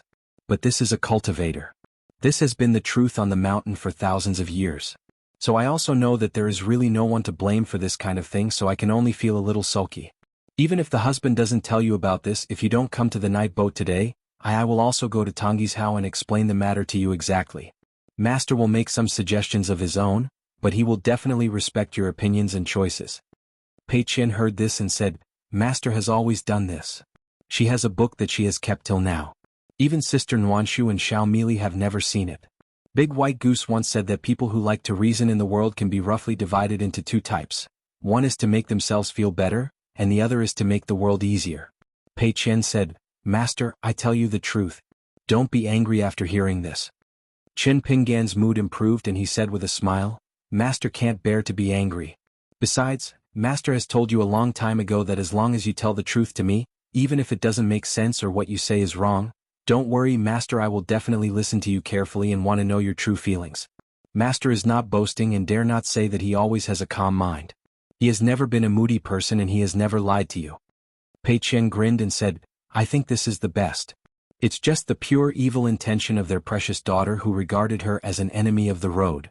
It's very good. Otherwise I will really have a headache. Now I accept it even if I recognize you. Even if you don't be awkward, you should call me daddy when you should, and you should be filial when you should be filial. It doesn't matter. Before I met Master when I was a child, I was hungry for 9 times in 3 days. My stomach was empty, my intestines were so hungry and I was so hungry. The knotting is like eating my belly, which is unbearable. So Master, don't worry about what kind of knots I will have, let alone worry that this is something Pei Qian has encountered in his life and cannot be avoided. Shujian Lake. Qin Pingan said dully, How can I not be worried? Pei Qian's eyes were bright. Master, I agreed in advance, but in my heart, how to be as warm and close to them as the children at the foot of the mountain, I can't do it, at least now. As for what will happen in the future, what will happen in the future? Today's Pei Qian does not guarantee anything about tomorrow's Pei Qian. Qin Pingan nodded, no problem. Pei Qian also became cheerful and said, "Ha, I've brought master into trouble again. He's really a loser." Qin Pingan pretended to be relaxed and said with a smile, "A little loss is not worth mentioning. Living in a secluded mountain to practice Taoism, it is not good to go too smoothly. Why did you even tell Pei Qian such a thing?" Qin Pingan took out some more melon seeds, gave them to Pei Qian and continued, "The next words are things that master must talk to the grown-up Pei Qian." Pei Qian stopped eating melon seeds and said in a deep voice, "Master, please speak." Qin Pingan said slowly, "First of all, they didn't protect you once and they had thousands of reasons. The facts are the facts. Of course I want to believe that they can do better this time, but I will inevitably have doubts in my heart. I will never do it without any reason. Believing them without reservation is irresponsible to you. I don't allow myself to make such mistakes. Some mistakes can be corrected, but some mistakes have no chance to be corrected. Secondly, master has things he must do. For example, he must go to Qingming World and go to Baiyujing to see you Do. Master actually doesn't want you and of course Cui Dongshan to interfere with this matter. Before going to Baiyujing, although master and Luo Luoshan were the target of public criticism, their overall behavior was still controllable. As for Jiangxi and Wu Yan, whether it was the identity of the pair of Taoists or their realm cultivation, they were certainly the highest. But the truth couldn't be simpler. To put it more harshly, right and wrong are nesting together. The higher the realm, the higher the enemy's realm, and the stronger their Taoism and calculation power. Naturally, I have to take precautions such as figuring out what they want to do. If you get along with them for a long time, what risks will you encounter? During this period, you must also make appropriate psychological preparations. Instead of being harmonious and accommodating to each other at the beginning, it is better to be a little harder to talk to from the beginning.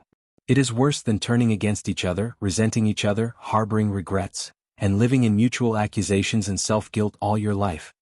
Master has experienced great fear only a handful of times in his life. When I was young, I stood next to a flooded mountain stream. When I was a boy, I saw Lu Xianying lying on the hospital bed in the blacksmith shop. Traveling across continents, he returned to Aquarius continent and saw Guqin for the first time at Shujian Lake. In the Dragon Palace cave in Luzhou, Beiju, the Fire Dragon Master left Qin Pingan with no way to retreat, and finally succeeded in forcing him to speak from the bottom of his heart. As a hidden official, he returned to Howren, participated in a discussion on the Bank of Time, and saw the Sword Holder and the Sword Spirit at the same time for the first time. Place yourself in the mountain of desolation and retreat to face your true inner demons. When I saw Jiangxi this time, I was filled with fear. I won't tell you the specific details. This time Jiangxi took the initiative to board the ship, whether it was a heart-to-heart talk or a confrontation. Of course, it might also be due to some weird psychology. In short, it was a private matter between Master and Jiangxi. Just because the jury is still out and I don't want to mislead you. In both public and private matters, I should not and will not prevent you from recognizing your relatives. But in terms of love and reason, I cannot just send you away casually. Before the old scholar boarded the ship with Pei Qian, Qin Pingan sat alone in the room eating melon seeds and thinking about his thoughts, reviewing the chess game and going through the previous conversations word for word, not wanting to miss them. For example, Jiangxi's first sentence was to comment on the current Qigong practitioners, who are flashy and show off their skills. The land immortals who formed the golden elixir today are no more different than the earth immortals 10,000 years ago. As for the situation of martial arts after 10,000 years, Jiangxi, as the founder, does not need to comment at all. He is probably disdainful, which is an evaluation in itself. I went to Qingming World and after finishing my business, I wanted to take a look at Lin Jiangxian. But after all, Qin Pingan is not very young, so Jiangxi is inevitably suspected of relying on his old age. So next, Jiangxi asked Qin Pingan a lot of questions about how to give them life. In a sense, this is a big statement that belongs to asking. Qin Pingan was also very particular in his answers, which is not to say that he had no context or clues. It's a sentence of don't dare to try easily. So Jiangxi followed up with words that did not conceal the negative meaning. If you are too soft-hearted, don't be the leader. From Jiangxi, this kind of statement is still the most justified. After asking about the avenue, there was a heart-searching session from Jiangxi. Is it because you, Qin Pingan, are so patient with me because I am the ancestor of the military strategist? Qin Pingan, on the other hand, is a typical hard-spoken person who speaks softly and neither offends one's temper nor makes one feel down.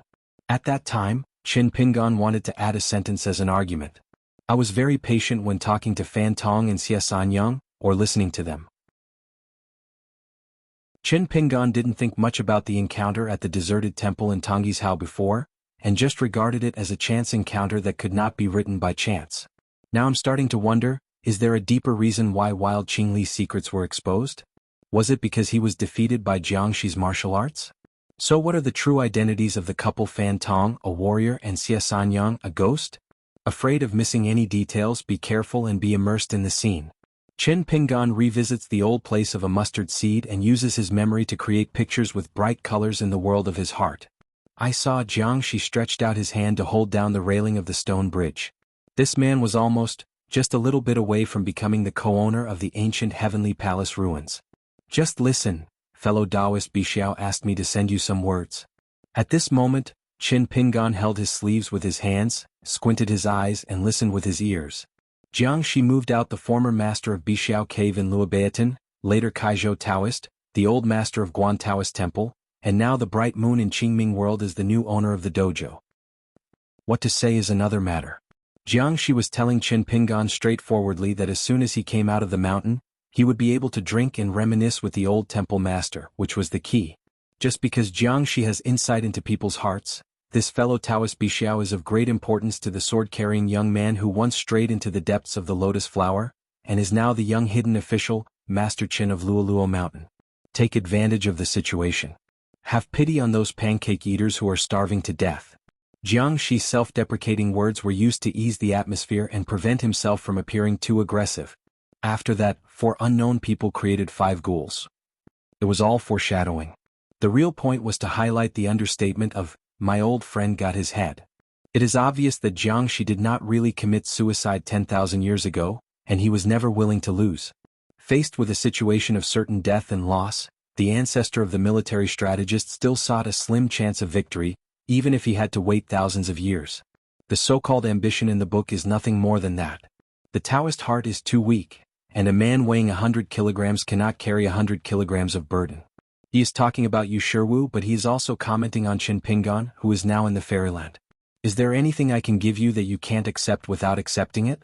Jiangxi, the first ancestor of the military strategist, told it to a swordsman in the immortal realm. Jiangxi made no secret of his intentions, which was to use force to suppress others. Since I consider myself a scholar and like to reason with heaven and earth, how can I do it without paying some price? It was Jiangxi, a pure martial artist, who told him that he was a close disciple of the Wenxing lineage. In Israel there was oppression. The one we really want to kill is the half of Luolu Mountain. Jiangxi was showing that he was a well-known teacher. Killing people with righteousness. Walking back to the heaven, my hand is sharp and sharp, who else can I do? It was told to the founders of the 3 religions and the 3 worlds. The guests have no reason to clear away the dishes and leftovers. It was told to Confucianists and Confucian temples, and it was because the military masters of the 3 religions and 1 family were talking to Confucianism. It's not good to provoke anyone, but you want to provoke Yudo. What do you think? Relying on your status, acting on your whim, and hitting an egg with a stone. Is it fun? It was said to Yudo, the 2 masters of Qingming Tianxia and Bai Yujing. It was probably a kind of heartfelt recognition of Yudo, as well as acquiescence and permission for Yudo, a kind of courtesy exchange. Relying on status is a mockery of Qin Pingan's many backers, but in fact his own power is average. Motivated by emotions, it is the disapproval of Qin Pingan's desire to ask Bai Yujing. It means that Qin Pingan does not know his own abilities, and he praises you and belittles Qin. A sentence of "is it fun?" is a final sentence. Wanting to shake Bai Yujing just by relying on a mountain of desolation is a farce that looks like a child's play. Those who make up bird cages will eventually become caged birds. Qin Pingan, you know how to cherish yourself. Can Tao and Dharma be borrowed, but can the heart be borrowed? The 3 sentences Jiangxi deliberately missed were all asking Qin Pingan's concerns. When I set foot here, the long river of time has flowed backwards. Now there is a whirlpool in the water where time has stagnated. I want to see who will save you, who can save you. It is to force Qin Pingan to use all his trump cards. You should go study for a few days and let him concentrate on practicing swordsmanship instead. It was a deliberate relaxation, deliberately using Lu Xianyang to eliminate the tense atmosphere. Xiaohu Chui Cheng, you saved me a lot of trouble. Thank you. Chen Pinggan guessed that the real listener of Jiangxi's words was actually Zheng Juzhong, who had most likely planned to be the new ancestor of the military dynasty. Later, Jiangxi took the initiative to mention Chen Qinglu, saying that Chen Pinggan had underestimated the ambition of the man who killed the dragon. It was an opportunity to bring up the past and take the initiative to reveal an unknown love affair. Note, Chapter 727, 5 Supremes, 4 Immortal Swords and 1 White. Qingming Tianxia has met the master of Bixiao Cave, and Haoran Tianxia has met Chen Qinglu. I wonder what other people on the mountaintop Jiangxi has secretly contacted? What are you planning? After a series of trials, Jiangxi finally gave his final assessment of Chen Pinggan, very free. Chen Pinggan replied with words from a confidant. Seems like a big shot is making things happen. In fact, Jiangxi's every sentence, even every word, has a hidden thought, and is said to a smart person who understands the words, allowing the latter to chew on the deep meaning and explain the extraneous words. But Chen Pinggan wouldn't be afraid if he stopped here. There are all kinds of wonders in the world. A Taoist master who has cultivated clairvoyance can see the whole picture of things, the depth of a person's Taoism, the flow of his mind, and even part of the cause and effect. What really made Chen Pinggan happy was after leaving Xinxiang Tiandi, it was the kind of hindsight that almost broke out in a cold sweat. If Lu Xianyang hadn't been a bystander and revealed the secret at that time, Jiangxi and Wu Yin would have ignored the bottleneck and evil thoughts. What particularly shocked Chen Pinggan was the woman's words, Jiangxi likes Pei Chen better. Chen Pinggan did not doubt the truth of this sentence, but at that time he felt that something was wrong. When he was alone and thought about it over and over, he finally realized that there was a problem with the order. If he said this straight to the point, Chen Pinggan would be so deeply uncomfortable. It seems that Jiangxi has long been very familiar with Chen Pinggan's words and deeds, habits and temper, Taoist heart and weaknesses. Therefore, from beginning to end, from Jiangxi boarding the boat to walking into the house, step by step, sentence by sentence, Jiangxi led Chen Pinggan's Taoist heart like a morning bull's nose. For so many years I, the master, have raised Pei Chen as my own daughter with all my heart and soul. If you come to me and recognize me, you can just recognize me. Why are you playing the art of war with me? Pei Chen said, Master, when Sheng has returned. Chen Pinggan put away his thoughts and stood up. Go and have a look. In a fairyland like a beautiful palace, the old scholar strode towards a room, turned to look at Chen Pinggan and Pei Chen who were walking out of the corridor, smiled and stretched out his hand to say, wait a moment. Without waiting for Chen Pinggan to say anything, the old scholar suppressed his smile, strode straight towards the main hall, with his sleeves fluttering, his expression solemn and his tone indifferent. He scolded the room and said, soldiers don't know benevolence and they don't even understand etiquette. What is the result? I want to be imprisoned for another 10,000 years. Jiangxi said, we will talk about this later when Sheng has changed from the fourth in command in Confucianism to the second in command. The old scholar put his hands in his sleeves and said, oh? At this moment an all too familiar voice sounded in the room, Jiangxi, there is no other place in the world. Jiangxi crossed his arms and leaned back on the chair. Young master, are you going to teach me how to behave in the world? The sage's words give 2 words from afar, listen. Jiangxi choked for a moment. What's going on in the world today? Why do you think the young master is the most reasonable? Damn it, thousands of years ago, the most unreasonable among those scholars was this guy who refined a certain natal character. The spiritual consciousness of the Li Sheng retreated instantly. Jiangxi felt light all over. The old scholar clicked his tongue and said, I'm busy enough. In just a few days I hooked up with fellow Taoist longbow. I wonder how many big fish I caught. Did you get along well with Chen Qinglu while chatting? Jiangxi looked puzzled. Why is the fourth leader of Confucianism so arrogant in his words? The old scholar suddenly asked, fellow Yuanshan, where is your true identity? Jiangxi said lazily, in the wilderness. Couldn't find that Chusheng. This guy is slippery and hard to find. The old scholar nodded and said, the savage world is, after all, the natural ally of fellow Taoist Yuanshan. Jiangxi said, although I couldn't see an old friend, he asked Fei Ran to send me a message. As long as I am willing to take over the wilderness, he is willing to twist off his head and give it to me, as an apology and a congratulatory gift. Delivered. The old scholar said, the great demon Chusheng does have such courage. Yuanshan Taoist friends do not need to doubt the authenticity of this matter. Jiangxi smiled and said, Sage literary knows those old almanacs that have been dusted for thousands of years. The old scholar stroked his beard and said, I remember when I was a poor scholar who thought he would have nothing to do in middle age. When I went to meet a certain gentleman in the academy for the first time, I was so nervous that I crammed into it and read all the works of that gentleman overnight. That's when I felt a little wise. The old scholar suddenly glared and said, Jiang, those of us who are older don't rely on the old and show off, don't be disrespectful for the old, and don't bully the young people who are still young. The woman covered her mouth and smiled. Xianxia actually began to close his eyes and rest. I don't think I can get anything useful out of this conversation with this literary sage today. The old scholar narrowed his eyes and asked, I'm here today. I want to talk to you about the general trend of the world. I just want to ask you one thing. You must give me a clear answer. Will that little girl in Ohua blessed land one day be able to eat as losing pays money and opportunity for her to attain enlightenment? Jiangxi remained silent. The woman calmed down the atmosphere and said softly, Don't worry, Wensheng. How can we bear it? The old scholar shook his head and said, This is not the answer I want to hear. The woman turned to look at the Taoist monk. Jiangxi opened his eyes, stared at the old scholar and said angrily, What qualifications do you have to care about my housework? The old scholar was a little tired. How long has it been since then? You Jiangxi can't do one thing out of 100 things, not just Jiangxi? Just give me the right words, is it so difficult? Jiangxi turned a deaf ear. The old scholar looked at Jiangxi and said, If you have something to say it well, with less ingenuity and more sincerity. Even if this kind of thing is difficult for you, Jiangxi, no matter how difficult it is, it's extremely difficult. It's hard to be together with Dao ancestor back then. Catch each other and fight each other? Jiangxi just pretended to be deaf and dumb. The old scholar fell silent. Jiangxi sneered and said, You can stop me from recognizing my daughter no matter how much you talk about it. The old scholar was so angry that he stamped his feet and said, That only requires Pei Chen to be willing and sincere to recognize you as his parents. What are you saying? As a parent, everything is right as a matter of course? Is this a battlefield? Is it official intrigue?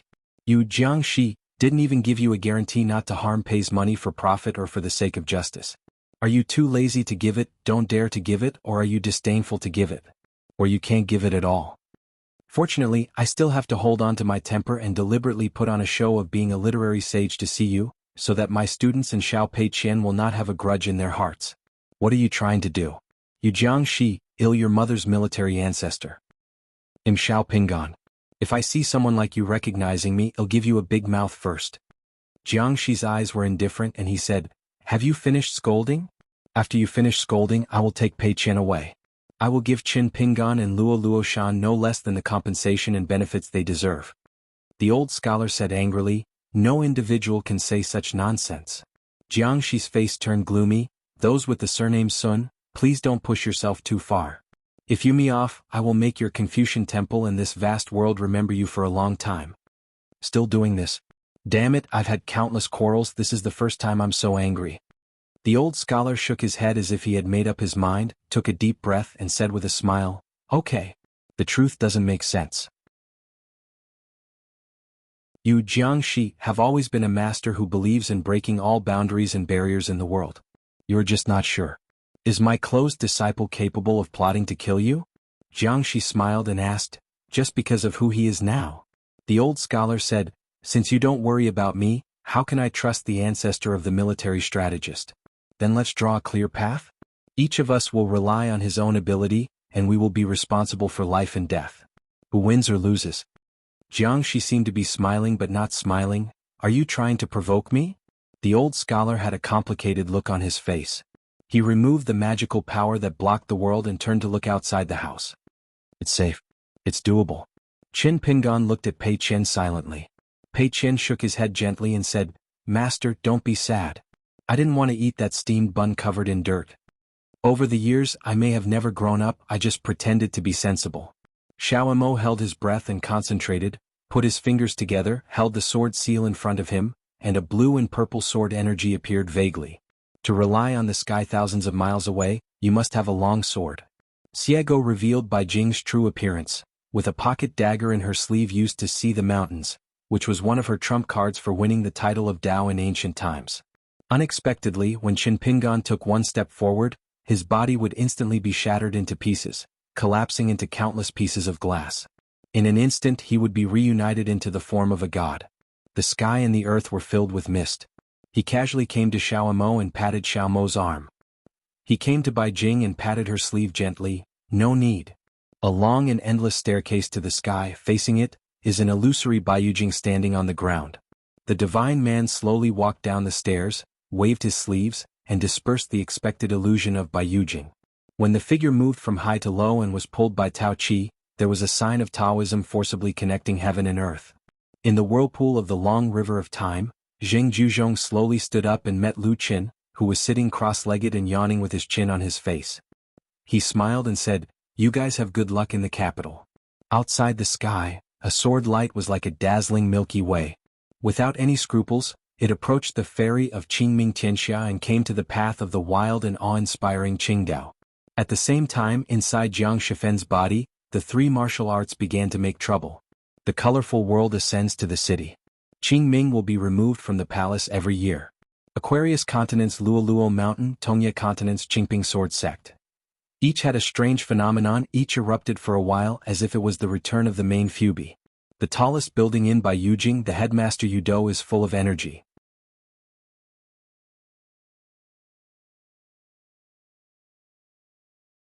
Sword of Coming Chapter 1142.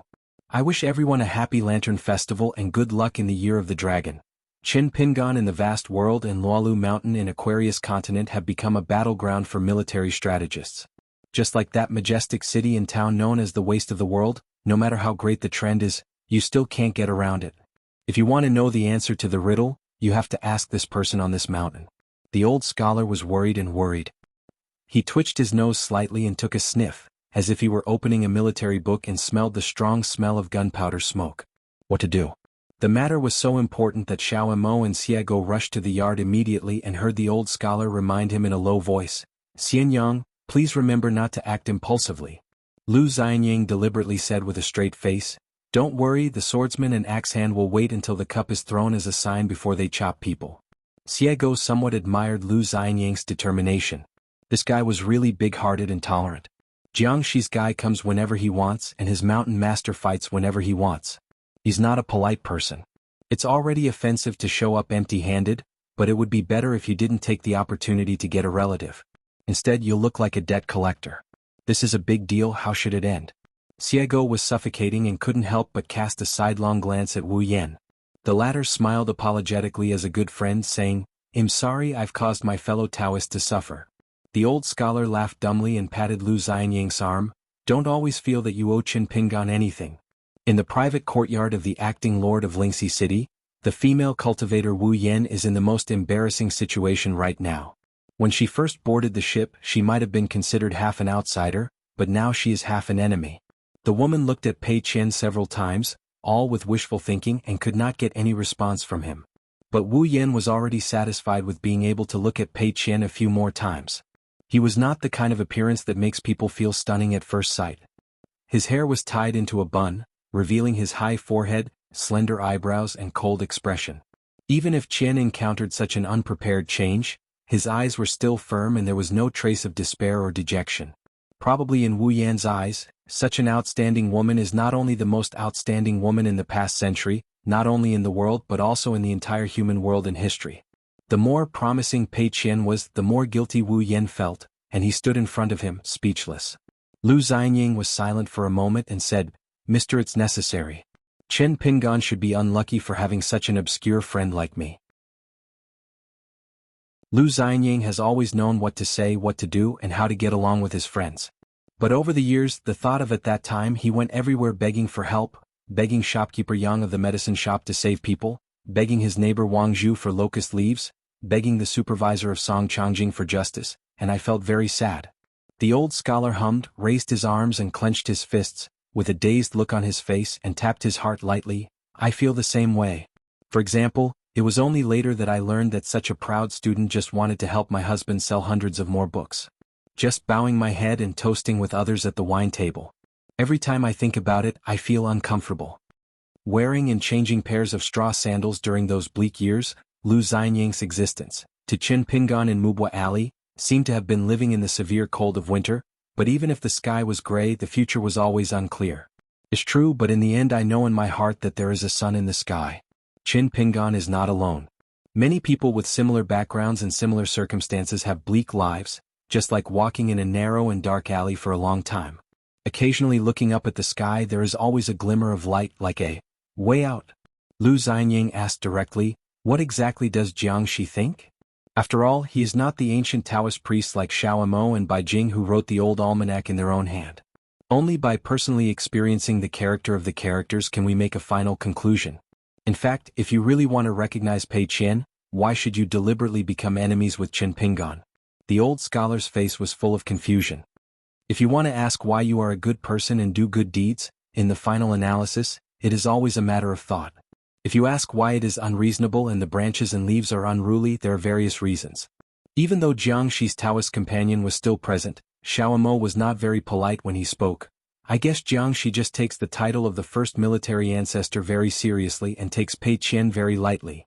This was because Pei Qian was on the spot and Xiaomo couldn't bear to say harsh words. In ancient times, the Taoist monks had firm thoughts and pure Taoist hearts. This is by no means a flattering word.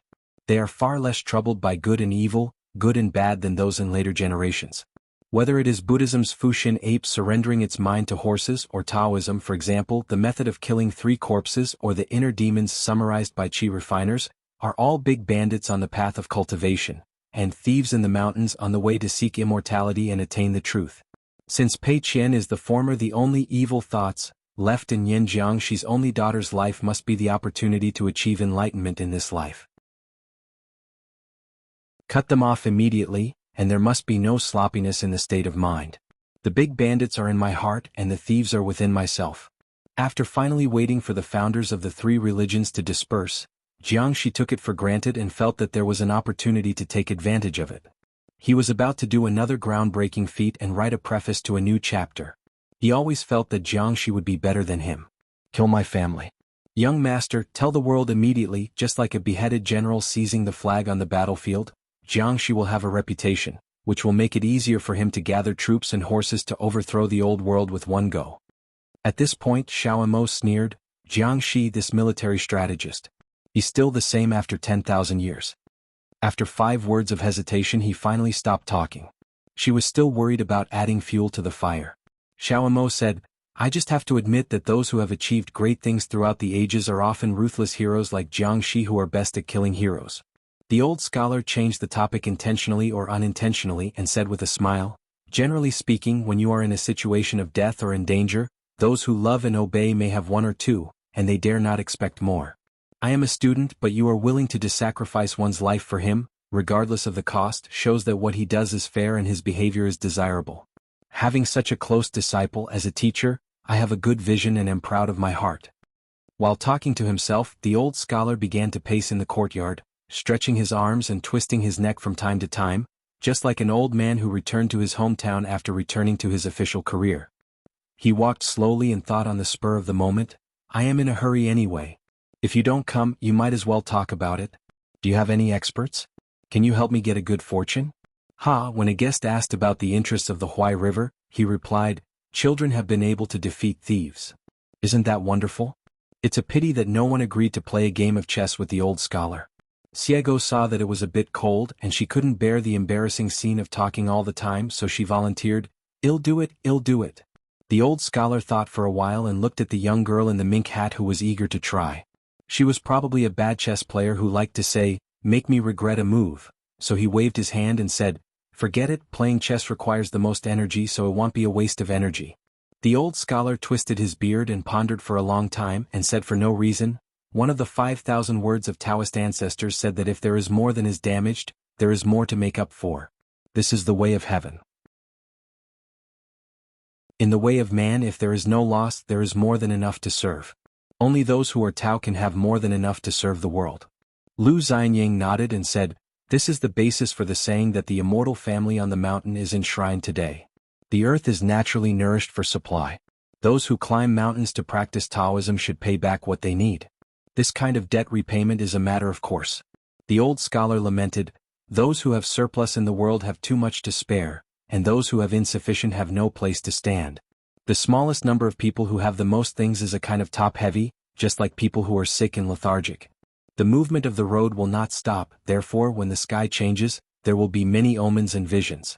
The fields of the noble families at the foot of the mountain, the spiritual energy of the mountains and rivers, the worldly gold and silver treasures, the fairy money on the mountain, etc. must all be scattered and rearranged. So the founders of the three religions started to spread the Taoism, trying to calm the heaven and the earth, and reconcile the yin and yang. Everything is difficult at the beginning. They wanted to bring an end to an old book that has been written for thousands of years, and then start a new chapter for the world. Write a fairly nice wetch. Wu Yin finally spoke. This sentence was very important. We need someone more to do justice for heaven. Back then, Manhuang Zhomi had such thoughts, and now the Zhang Fenghai of Qingming world must have the same mentality. The methods are different and the paths are different, but they have the same great ambition. Lu Xianying found a place, leaned against the pillar, crossed his arms across his chest, and began to close his eyes and meditate. Xiego coquettishly said something fair that seemed to exaggerate other people's ambitions and undermine his own prestige. No matter what, Jiangxi is the fourth person after the battle to ascend to the sky and before we were defeated together. After all, Jiangxi was the fourth person recognized by all Taoist priests in ancient times. So her implication could not be simpler. Jiangxi, the founder of the military strategist, is really good at fighting. Mountain Master, you must take it easy. There is no need to seek victory. As long as you survive, you will win. If Jiangxi is right, can he do it? Gee, how could Daozu have ended up personally? He had to fight Jiangxi in a one-on-one battle.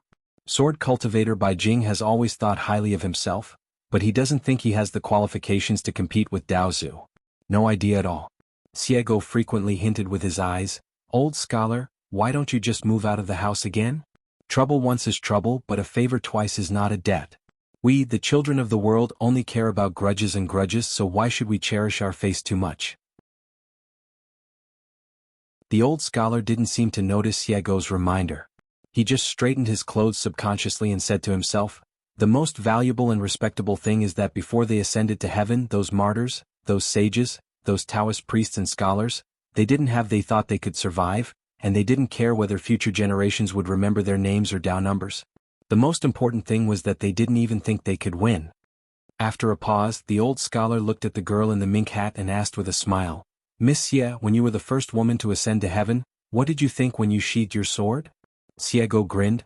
"The idea is simple, just 4 words, really win?" At that time Bai Jing was covered in blood, and her robe was soaked with 2 colors of blood, both scarlet and golden. The exhausted woman had drooped eyelids. Her second thought was that this time I decided to get a good night's sleep and forget about everything else. The old scholar continued, "How many ancient heroes have become earthly immortals? Their status and situation are just like the righteous gods of mountains and rivers who are now canonized by heaven and earth, the Confucian temple and the imperial court. They have gained a free body that can no longer be suppressed by heaven. They still give up. Forgetting life and death is just being generous. What? We must pave a broad road for all sentient beings in future generations. This road is called freedom." After hearing this, Wu Yan's eyes were extremely bright. Even though he was in a hostile relationship, he still sincerely admired the old scholar's magnanimity.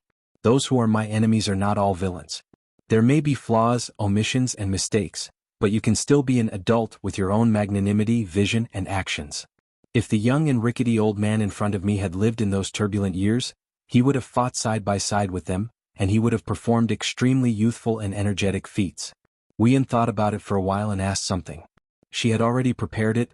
Ask the literary sage. Taoist ancestors talk about morality, the benevolence of the most sage teacher, the etiquette of the young master, the righteousness of the inferior sage, the rules that Yudo abides by. Xianxia, there is nothing wrong with what we are pursuing so hard, and our respective knowledge bases are not utilitarian in nature. The woman didn't have any aggressive attitude at all. It was more like asking for advice sincerely, or even asking humbly. The old scholar said, "If you want to really clarify this matter, you have to ask my disciple. If you want to explain a great truth well, you must not only say it in a few calm sentences or dozens of words, but also in the thousands of things that wear down your patience. If you are impatient, you will not be able to explain the truth well." The old scholar smiled and said, "Whether it is called utilitarianism or it is called merit, it is nothing more than maximizing the common interests of all sentient beings without compromising personal interests. This is the heart of heaven which is close to Tao. One, if you don't understand the truth, you will be ignorant of everything. The old scholar said slowly, the most important thing in the country is to worship and fight with the army. The three religions have always looked down upon military strategists, but they respect and fear your legalists. When it comes to conquering the country and conquering the world, of course, military strategists are indispensable.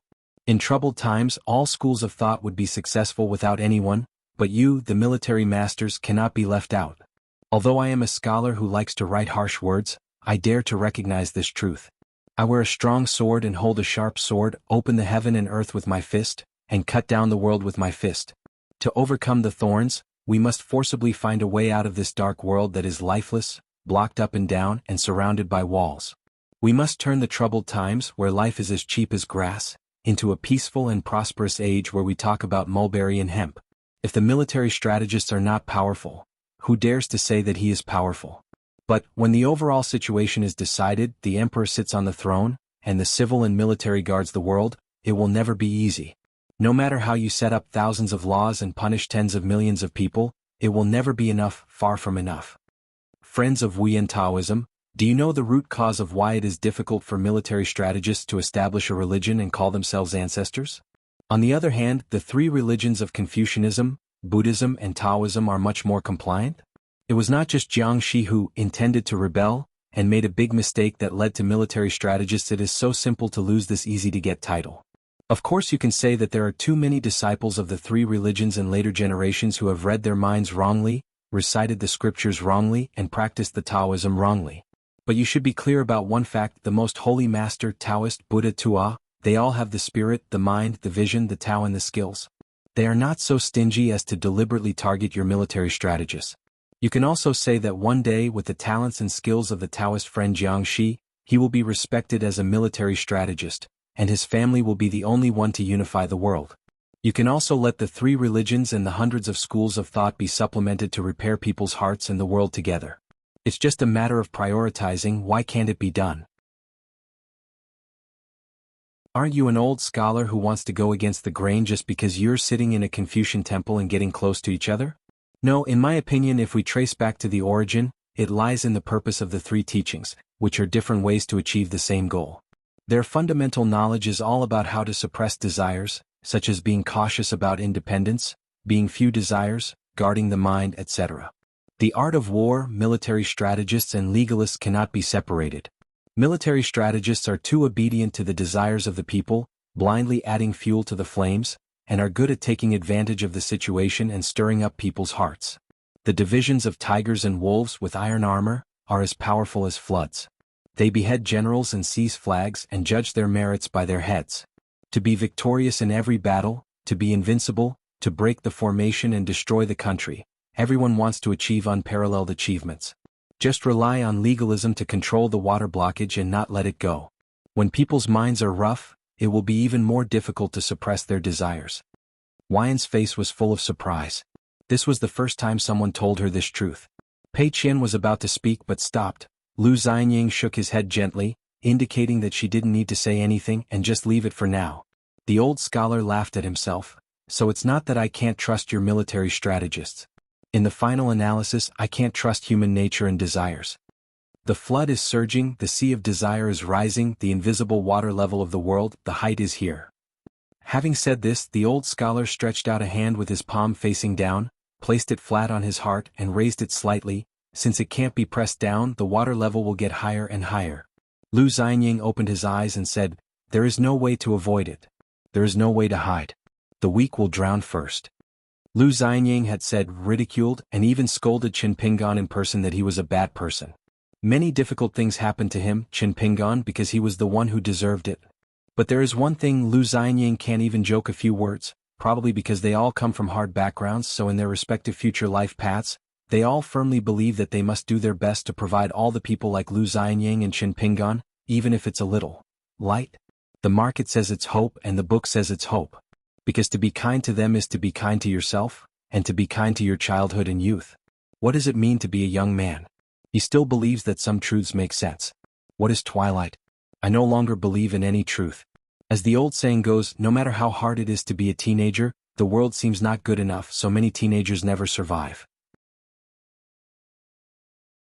The old scholar put his hands in his sleeves and murmured, "I came here in a hurry this time because I wanted to support the students. You are the parents and I am the husband. I thought there was such a relationship. There is no reason why we can't open the skylight and say a few clear words, so I also want to hear what you and Xianxia are thinking now and see if you can convince me. I am very much looking forward to seeing if Xianxia has any updates after 10,000 years of thinking. If a good idea path is really feasible, then you might as well take a look.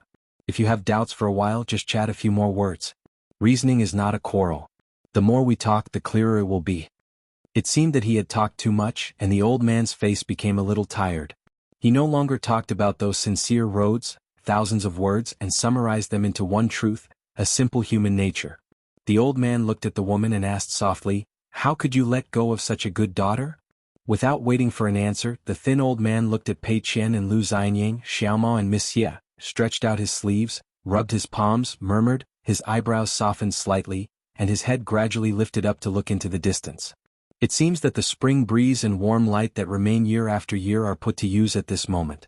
The road is the high blue sky and the thick lush, which allows people to cross the sea of suffering.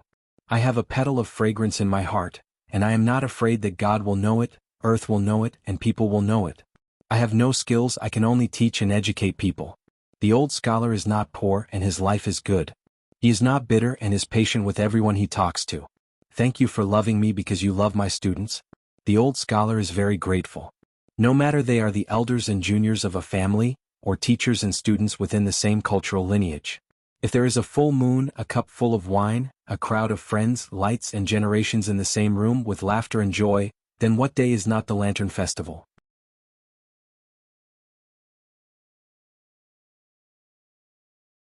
Sword of Coming Chapter 1143. The final place of the ancient battle between water and fire. Jiangxi's body appeared in an instant, and he punched his head and face. Qin Pingan was not in a hurry to draw his sword. He moved forward instead of retreating. He shook the mountain again as he went forward and received Jiangxi's punch with one hand.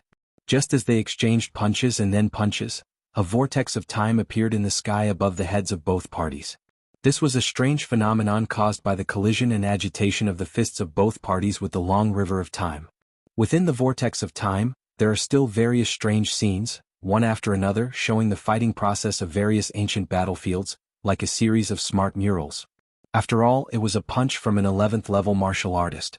Qin Pingan retreated again and again. In an instant, a long blue line stretched out for more than 10 miles, and finally stood still, his sleeves bulging as if there was something there. A series of muffled thunder sounds. Qin Pingan shook his sword, and the golden light on the tip of the sword flowed and shone brightly. You have some strength. If you are a strong martial artist who dares to take this punch forcefully, you will probably be reincarnated by now. Standing where Qin Pingan originally stood, Jiangxi twisted his wrist to disperse the punch, showing a bit of admiration, and said with a smile, "Compared to the last time in Taiping Mountain, when he fell to the ground and pretended to be dead after receiving half a punch, there is no improvement. Phew. The 5 martial arts in the body, fighting 2 against 3, are like a battlefield of endless battles. Within Jiangxi's small world of human body, there are like 3 groups of rebels making trouble. This makes Jiangxi inevitably a little irritable, and he must be distracted to suppress them, such as the emperor had to leave the capital to personally fight the rebellion, but he was still at a disadvantage in terms of military strength. Jiangxi didn't need any words or even use the slightest spiritual energy. He just waved. The crack in the earth that he had stepped on with his knees turned out to be a mountain array. The center was the ancestral dragon mountain, and the rest was made of this dragon vein extends out. This hand was like the incisive technique used to engrave seals in later generations. When Jiangxi gave the order, a large formation rose from the ground, and the mountains were undulating. Except for the dark color, they were the same shape as the mountains in the world. The formation was like a mountain pressing down on top, slamming down on Qin Pingan's mustard seed figure in the distance. Like a mountain-shaped seal that is as big as an upside-down mountain, it uses the earth as rice paper and moves toward the Qin Pingan seal with lightning speed. Qin Pingan didn't move at all. He just raised his long sword and made a free stroke upwards, easily cutting it into pieces. The towering mountains then collapsed, and the infinite Taoist meaning contained in the formation, without the support of the hub, turned into a majestic heavy rain, splashing out, and countless golden raindrops fell to the ground. This scene was extremely dazzling. The great catastrophe is overwhelming. Just cut with one sword. Xianxia smiled. If his skills were limited to this, how could he dare to say that if he had lost half of his skills, he would go up to heaven and have a thorough discussion? As soon as those golden raindrops touched the ground and were tainted with some soil, they transformed into golden warriors. Hundreds of thousands of them wearing armor stood up and formed a formation to surround Qin Pingan. There are still those mountains that have not been completely broken, appearing in midair into burly generals wearing various armors, ranging in height from hundreds to thousands of feet, holding weapons, or using various magical powers, or performing various offensive techniques. Dharma, thousands of magical powers, piled up like a dense burst of arrows, clustering towards Qin Pingan. Qin Pingan had a smile on his face, holding a long sword in his hand. His mind moved slightly, and the sword light overflowed, like weaving a bright full moon. The full moon suddenly expanded, and the moonlight enveloped the long sword and the swordsman in green shirt with a hosta on his head. The sword energy was unparalleled, and the moonlight was like water, flooding the entire world in an instant. What magical powers or spells, powerful warriors on the earth, gods in golden armor hanging in the air. The mighty killing momentum were all washed away by the sword energy and dissipated silently. Qin Pingan frowned slightly and looked down, only to see a short halberd of colorful treasures stuck across his heart, which penetrated his heart and back at some point. Slowly pull out the short halberd that is not a real thing, put a little more force on it with your fingers and crush it gently. All I could see was that the heart that had been pierced by the halberd was just a ball of golden light as thick as mercury. There was no blood at all, so it was not considered a fatal injury. To say it was an injury was probably a bit reluctant. This is the tyranny of this divine body. It is spotless, flawless, and has no defects. The avenue circulates endlessly by itself. Indeed, half of the human beings who can remotely compete with Heaven's Zhomi are really that easy to kill once Qin Pingan is no longer hiding? Jianghu stood in the distance, stretched out his hand to hold the spear and break the formation, put one hand on his cheek and laughed angrily. Just now, by accident, his cheek was pierced by an elusive green flying sword. However, the wound healed very quickly. Of course, Jianghu was fine, but he just lost some face. However, a drop of blood was still wiped away by the flying sword. Qin Pingan raised his hand and put the flying sword 15 into his sleeve. He rubbed the trophy with his and looked a little regretful. It was a pity that it did not involve his own soul. Otherwise, if he could be like Zheng, if you hunt down the big demon Hutu in the middle, you will make money. Qin Pingan flicked the drop of blood to the ground, and a useless Jianghu appeared next to him. This illusion, temporarily cast by Qin Pingan using talismans, is useless in terms of killing power, but it has other uses. It is like a rubbing used to explore the number of caves in the human body, the trend of meridians, the natal objects refined, etc., allowing Qin Pingan to see some of Jianghu's inside scenes. But before Qin Pingan could take another look, Jianghu rebelled. I don't know what kind of methods Jianghu used to make him switch sides in the face of the battle and punch Qin Pingan directly in the face. Qin Pingan stretched out his hand and broke its neck. It collapsed to the ground and its body melted like snow, returning to a drop of blood. He wanted to escape and flee. Qin Pingan spread his palm and a pocket formation trapped it and then trapped it. It was imprisoned in an invisible white bowl above the palm of the hand, and a drop of blood kept spinning, bumping into walls everywhere like the sun and moon moving around in the plate. Jianghu suddenly released his spear and asked, "Do you dare to have an upright martial arts battle?" Qin Pingan smiled as usual. "Do you dare to have an open and above-board intellectual debate? Recite poems and compose poems and compete in literary talent?" While speaking, he gently shook his wrist, and in the rough embryo, inside the bowl hanging above the palm of his hand, a drop of blood evolved into Jianghu, Xuanhuan, military strategist, and martial arts, a total of 7 characters in small regular script. For example, an inscription is written in ink on the inner wall of a snow-white porcelain bowl, just waiting to be fired in the kiln. Judging from the posture, Qin Pingan wanted to help the ancestor of the military strategist to imitate a piece of natal porcelain. Although the rough white bowl has not yet been smelted, it is already as thin as paper and crystal clear.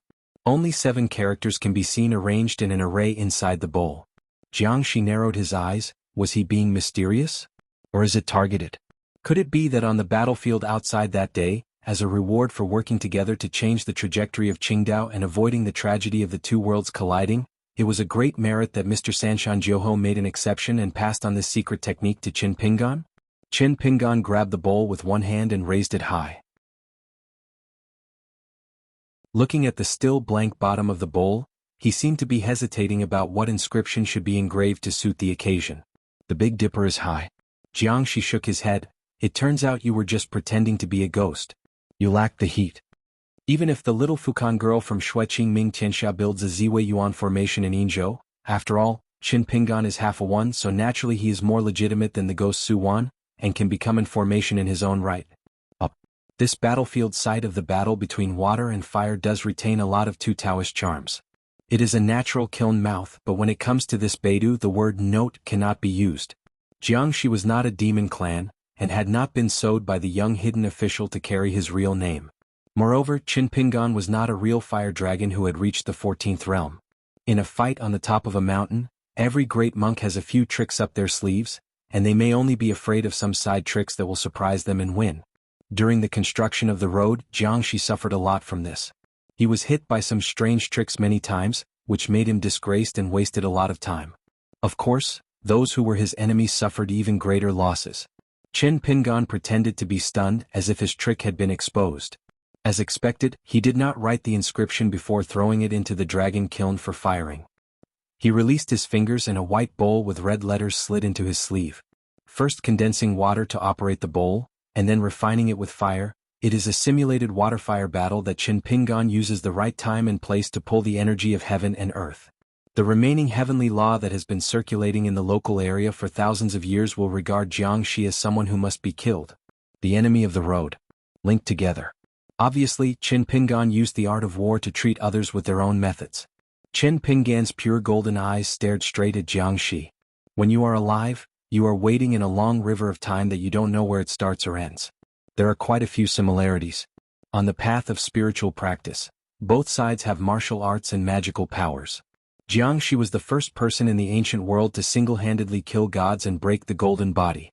In this way you can get a humane great luck protection. Qin Pingan is the first chi practitioner in Lizhu Dongtian town. So I returned to the gambling table. A stick of incense was lit in the courtyard, and the lights skyrocketed. They are all treasonous and heretical. Their confrontation today seemed like a destiny, like collecting and repaying debts from each other. The shadow of a famous tree. One of the 10 tycoons in the ancient world, the 4th in the world, the ancestor of the military strategist, and the 11th level of martial arts. Any title you pick is enough to make a 14th realm monk feel stressed. Qin Pingan also learned a skill from Xiao Mo. He didn't take it too seriously when asking anyone about swordsmanship. Jiangxi asked, "Did you have any premeditation in choosing this place as the battlefield?" Qin Pingan smiled and said, "Forgot."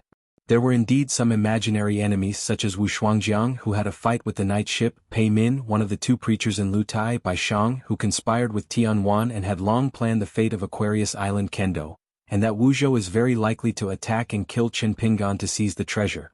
In order to imprison one's own divinity, one must choose to forget, use this to build a cage, build layers of passes, and draw the ground as a prison for self-imprisonment and self-exile. Jiangxi looked at Qin Pingan holding a long sword with a sarcastic look on his face, and said with a sneer, "When you recognize the master, you will have strict rules and insurmountable priorities. Why bother? It's better to form a contract as equals in the first place." In short, Qin Pingan, who is now a swordsman in the immortal realm, has a Taoist mind and realm that are the biggest constraints to the sword wielder. During the last mountain climbing reunion, on the surface the sword holder also handed out several swords to Jiangxi, seemingly doing whatever he wanted and not being restrained. In fact, Qin Pingan as the master, did not have any murderous intention at that time. To be precise, there was no strong ups and downs in Taoist heart, so the sword wielder seemed particularly free, just like she was killing the armored man outside the sky, only because as the master Qin Pingan is not around. Once Qin Pingan meets the armored man, it's okay if he doesn't have murderous intentions. As long as he has murderous intentions, the sword holder has to abdicate. He must give up the throne to Qin Pingan, change his identity, and let the latter become the sword holder. Jiangxi shook his head with pity in his eyes. "I feel so sorry for you couple and even more embarrassed. Otherwise, if there is someone beside Qin Pingan who is as lethal as a sword wielder, how difficult would it be for Qin Pingan to act as a thug and protector even if he is just a Jade Pu realm sword cultivator wandering around the world? Even if the god status is as high as that of the sword holder, he is not the co-lord of the ancient heaven, and he will not be able to obtain true and pure freedom. just because the other four supreme gods are still not as high as heaven. Jianghu said something strange out of the blue. In that meeting on the bank of the long river of time, I believe that the moment you saw the sword holder for the first time, you must have been desperate and a little angry? Qin Ping ignored it and said to himself, I don't want to trouble you, but you took the initiative to come to my door. The key is that the reasons have been found for me, so there is no need to worry about it. After a moment of silence, Qin Pingan looked complicated and murmured, My senior brother. I don't know how to evaluate it, I'm really speechless. The wild world. This is a very strange traveling team, both weird and supernatural. Anonymous, a wild man, leads the way. As the only native, he takes a group of outsiders on a tour and introduces the local customs along the way. Having him lead the way can save a lot of unnecessary trouble. The atmosphere in the team is quite harmonious. There is no grievance or enmity anyway. The nameless Doe just treats it as a dispensable relationship. Who knows if he goes to Qingming Tianxia in the future and joins them. At least he has someone. A place to stay. In the wilderness, once you make a friend on the mountain, you will often make enemies for no reason. This is similar to the officialdom under the mountain in the vast world. I just don't know what the situation is like in the Qingming world where Taoist officials are everywhere. Nameless, who was walking side by side with Zhang Fenghai, glanced at the team behind him and smiled. Since he was curious, he would know as soon as he left. Qingming Tianxia belongs to this group of private Taoist priests who set up their own sect. The ancestral mountain Liyue Peak has a very small territory. It is just the top of the mountain where the ancestral master hall is located, plus a weak river upstream. The sect advocate Fenghai is a monk in the new 14th realm. His new Taoist name is very rustic, Nitu. Deputy sect leader and chief worshipper Lu Tai. Behind Lu Tai's there was also a native dog whom he named Lu Qin. Li Huai, the most famous academy sage in the world. He was the most ordinary one, but he seemed very strange in this team. Lu Tai walked beside Li Huai asking questions. Anyway, the topic went around and he always got something to do with Shanju Qin and Yingguan. Anonymous sighed, I'm really curious, how strong is that Yashan forest master? Zhang Fenghai said, the killing power is so high that I can only say that it cannot be regarded as an ordinary 14th realm. Anonymous nodded and said, for martial artists like us, this is almost the highest praise we can get. Zhang Fenghai asked doubtfully, Senior, you always consider yourself a martial artist in your heart? Anonymous smiled and said, it is selfishness. After all, the journey of martial arts is not as good as cultivating Tao, refining Qi and stopping the flow of water. The number is smaller and the opportunities are naturally greater. Although Zhang Fenghai had been with the nameless ancient wild demon for a short time, he felt that he was quite close to him. In fact, the nameless person was not like this. He had to repeatedly remind himself to wait and see what happens so as not to be impulsive and join Zhang Fenghai's sect. The Golden and Jade Genealogy Certificate. The gathering and dispersion of fate are like the ebb and flow of the tide. How quiet it is when the tide ebbs, and how majestic it is when the tide rises. Anonymous stabilized his mind and asked directly, Fellow Taoist, is it considered that you have accumulated enough Taoism and your merits are full? Since the other party dared to ask this question face to face, Zhang Fenghai was willing to answer such a taboo question and gave the answer straightforwardly, there is still a calamity to be overcome.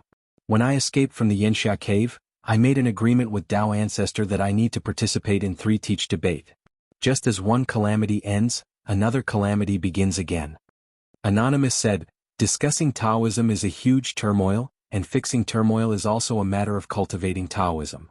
Zhang Fenghai smiled and said, that's definitely the truth.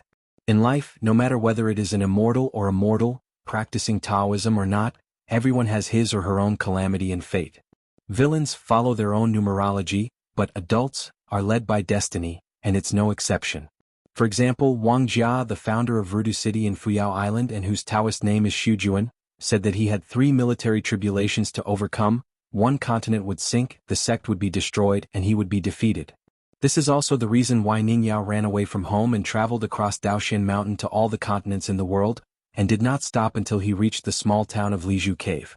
Anonymous clasped his fists and said, then let me be a good boy, wait until the debate is over, and then go to Liyue Peak to visit fellow Taoists and see if I can use the treasure land to choose the direction of the avenue. Zhang Fenghai nodded and said, it is human nature to seek advantages and avoid disadvantages, there is no need to be pretentious. Anonymous asked, Then what is Tianxin? Zhang Fenghai smiled and said, when fellow Taoists arrive at Liu Peak, the Taoist priests can speak freely, and fellow Taoists can listen to what they say. Anonymous rubbed his chin, remembering an annoying thing. Master Bai may not be willing to let him go. My fellow Taoists can get out of the Xianxia cave, but I may not be able to leave the wild world. Zhang Fenghai said, I originally wanted to visit Mr. Bai to discuss something on this trip. I guess there must be a dispensable escape route in the wilderness. Once the situation is eroded, it can maintain its incense. After all, Anonymous is an accomplished monk and he is not stupid after all. He instantly understood the implication of Zhang Fenghai's words. It was very simple. If the wild world was defeated by Howren, and even Bai Zhe tried his best, regardless of the cost and consequences, he could not make up for anything, then the wild world would need 1 or 2 incense and Tao seeds who could be able to make up for it.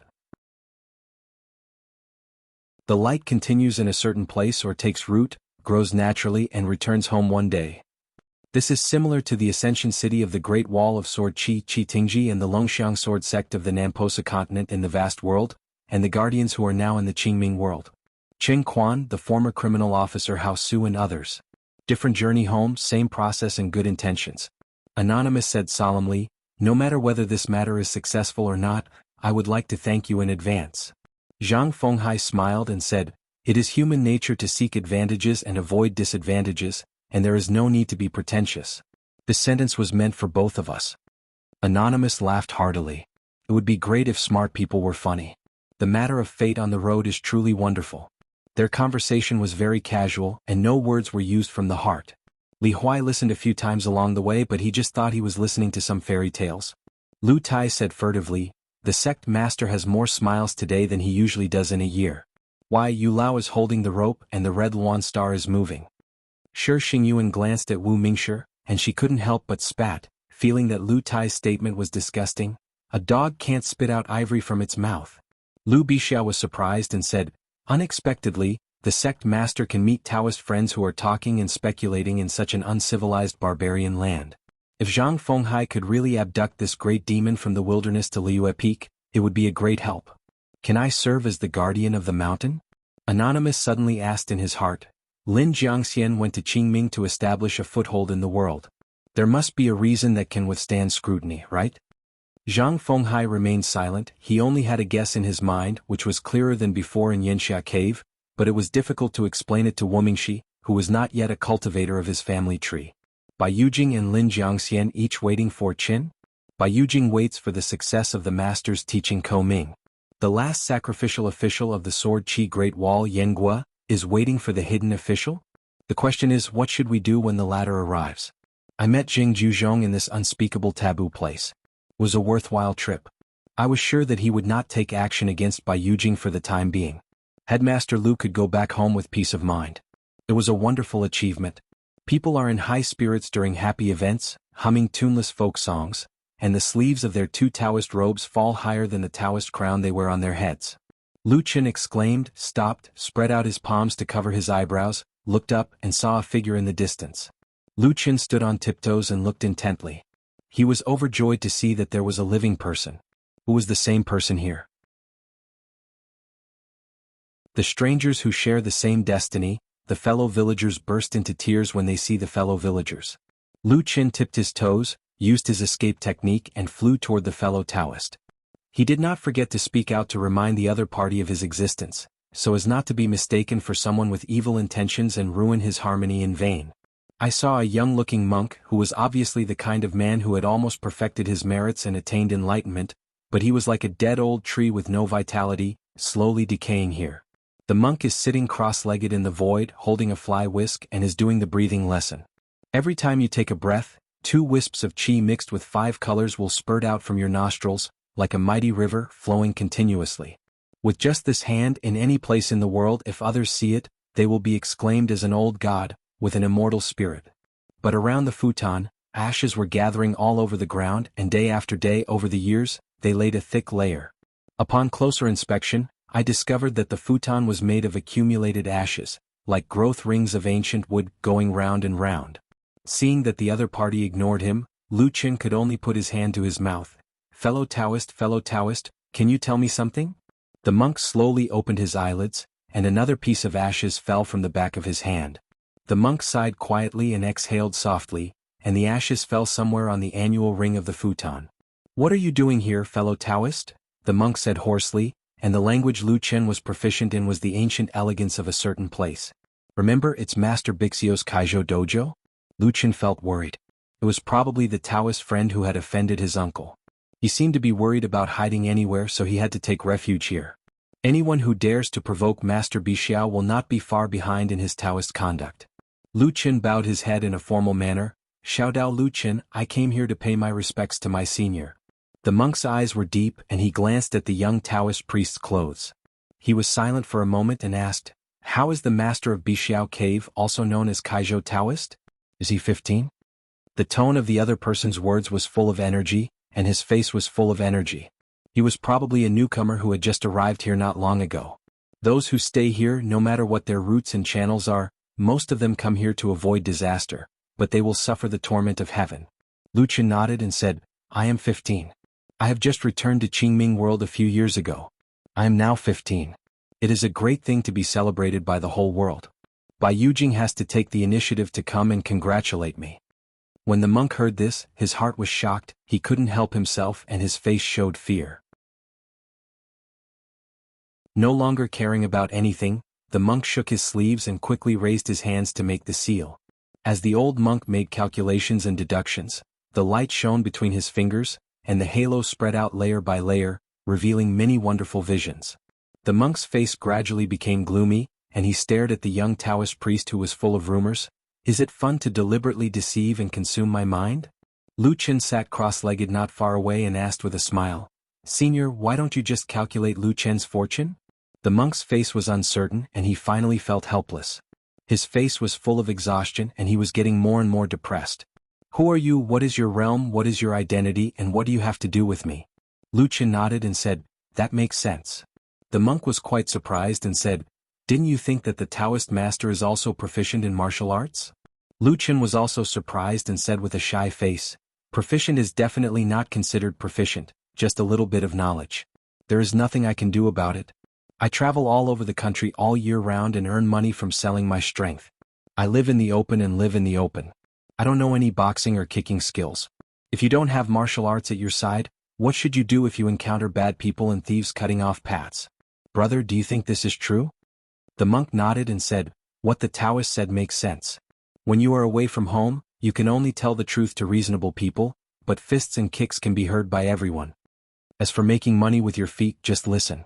Not counting the increase in Taoist age here, during the 3,000 years of Taoism, I have seen all kinds of people with all kinds of temperaments.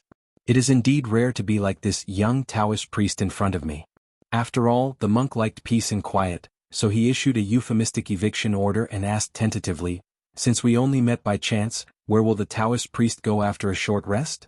Lu Chen said categorically, "When you feel hungry, go home and eat." In the desolate mountain, I first accompanied Lord Right Protector on a mountain patrol. The white-haired boy held a booklet under his arm and raised his arm with one hand, shouting, "Follow the Yinguan ancestor, eat 9 meals a day, get promoted and get rich." After inspecting the back mountain of Jilling Peak, they parted ways. The white-haired boy said he was going to the sword worship platform to urge his disciple to practice swordsmanship. He and Xiao Mili clasped their fists and said goodbye, saying, "See you again.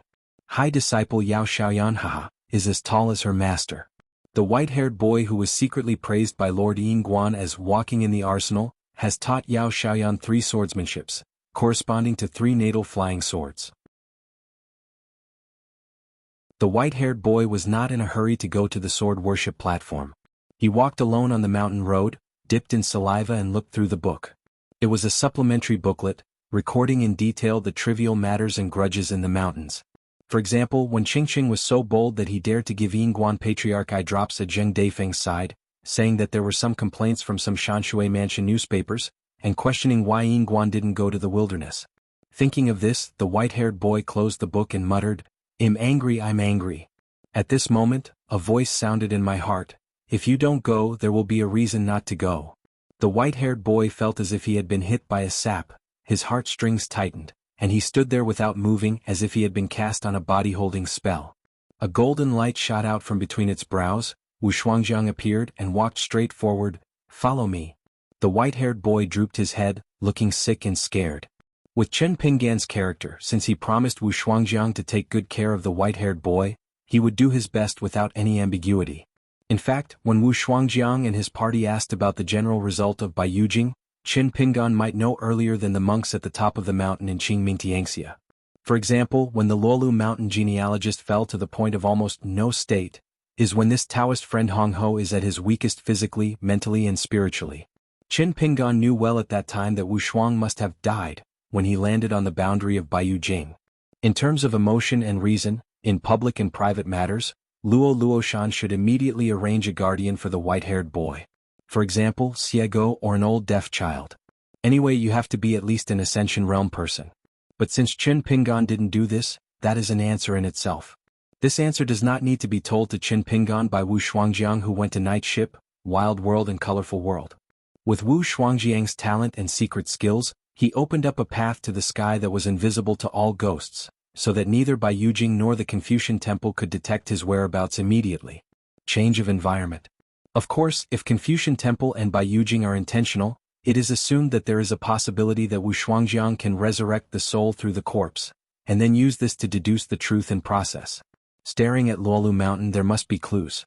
But the problem is that the Li Sheng has been to the great Li capital city, and several of the most popular students of the Holy Master have even been to the Luapa Mountain because of the matter of being granted the title, since they didn't say anything. So the Confucian Temple's attitude towards this matter is worth pondering. The previous appearance of the sword holder in Qingming Tianxia was not some kind of demonstration by Chen Pinggan to Baiyujing, but a reminder to Wu Shuangjiang. As agreed, we can take action. Lu Feng fell to the ground and knelt down. After getting up, he thought for a moment and crossed the continent in one step to Tongya Island. Soon a Taoist friend, Tong Yi, with a dull expression appeared next to Lu Shi.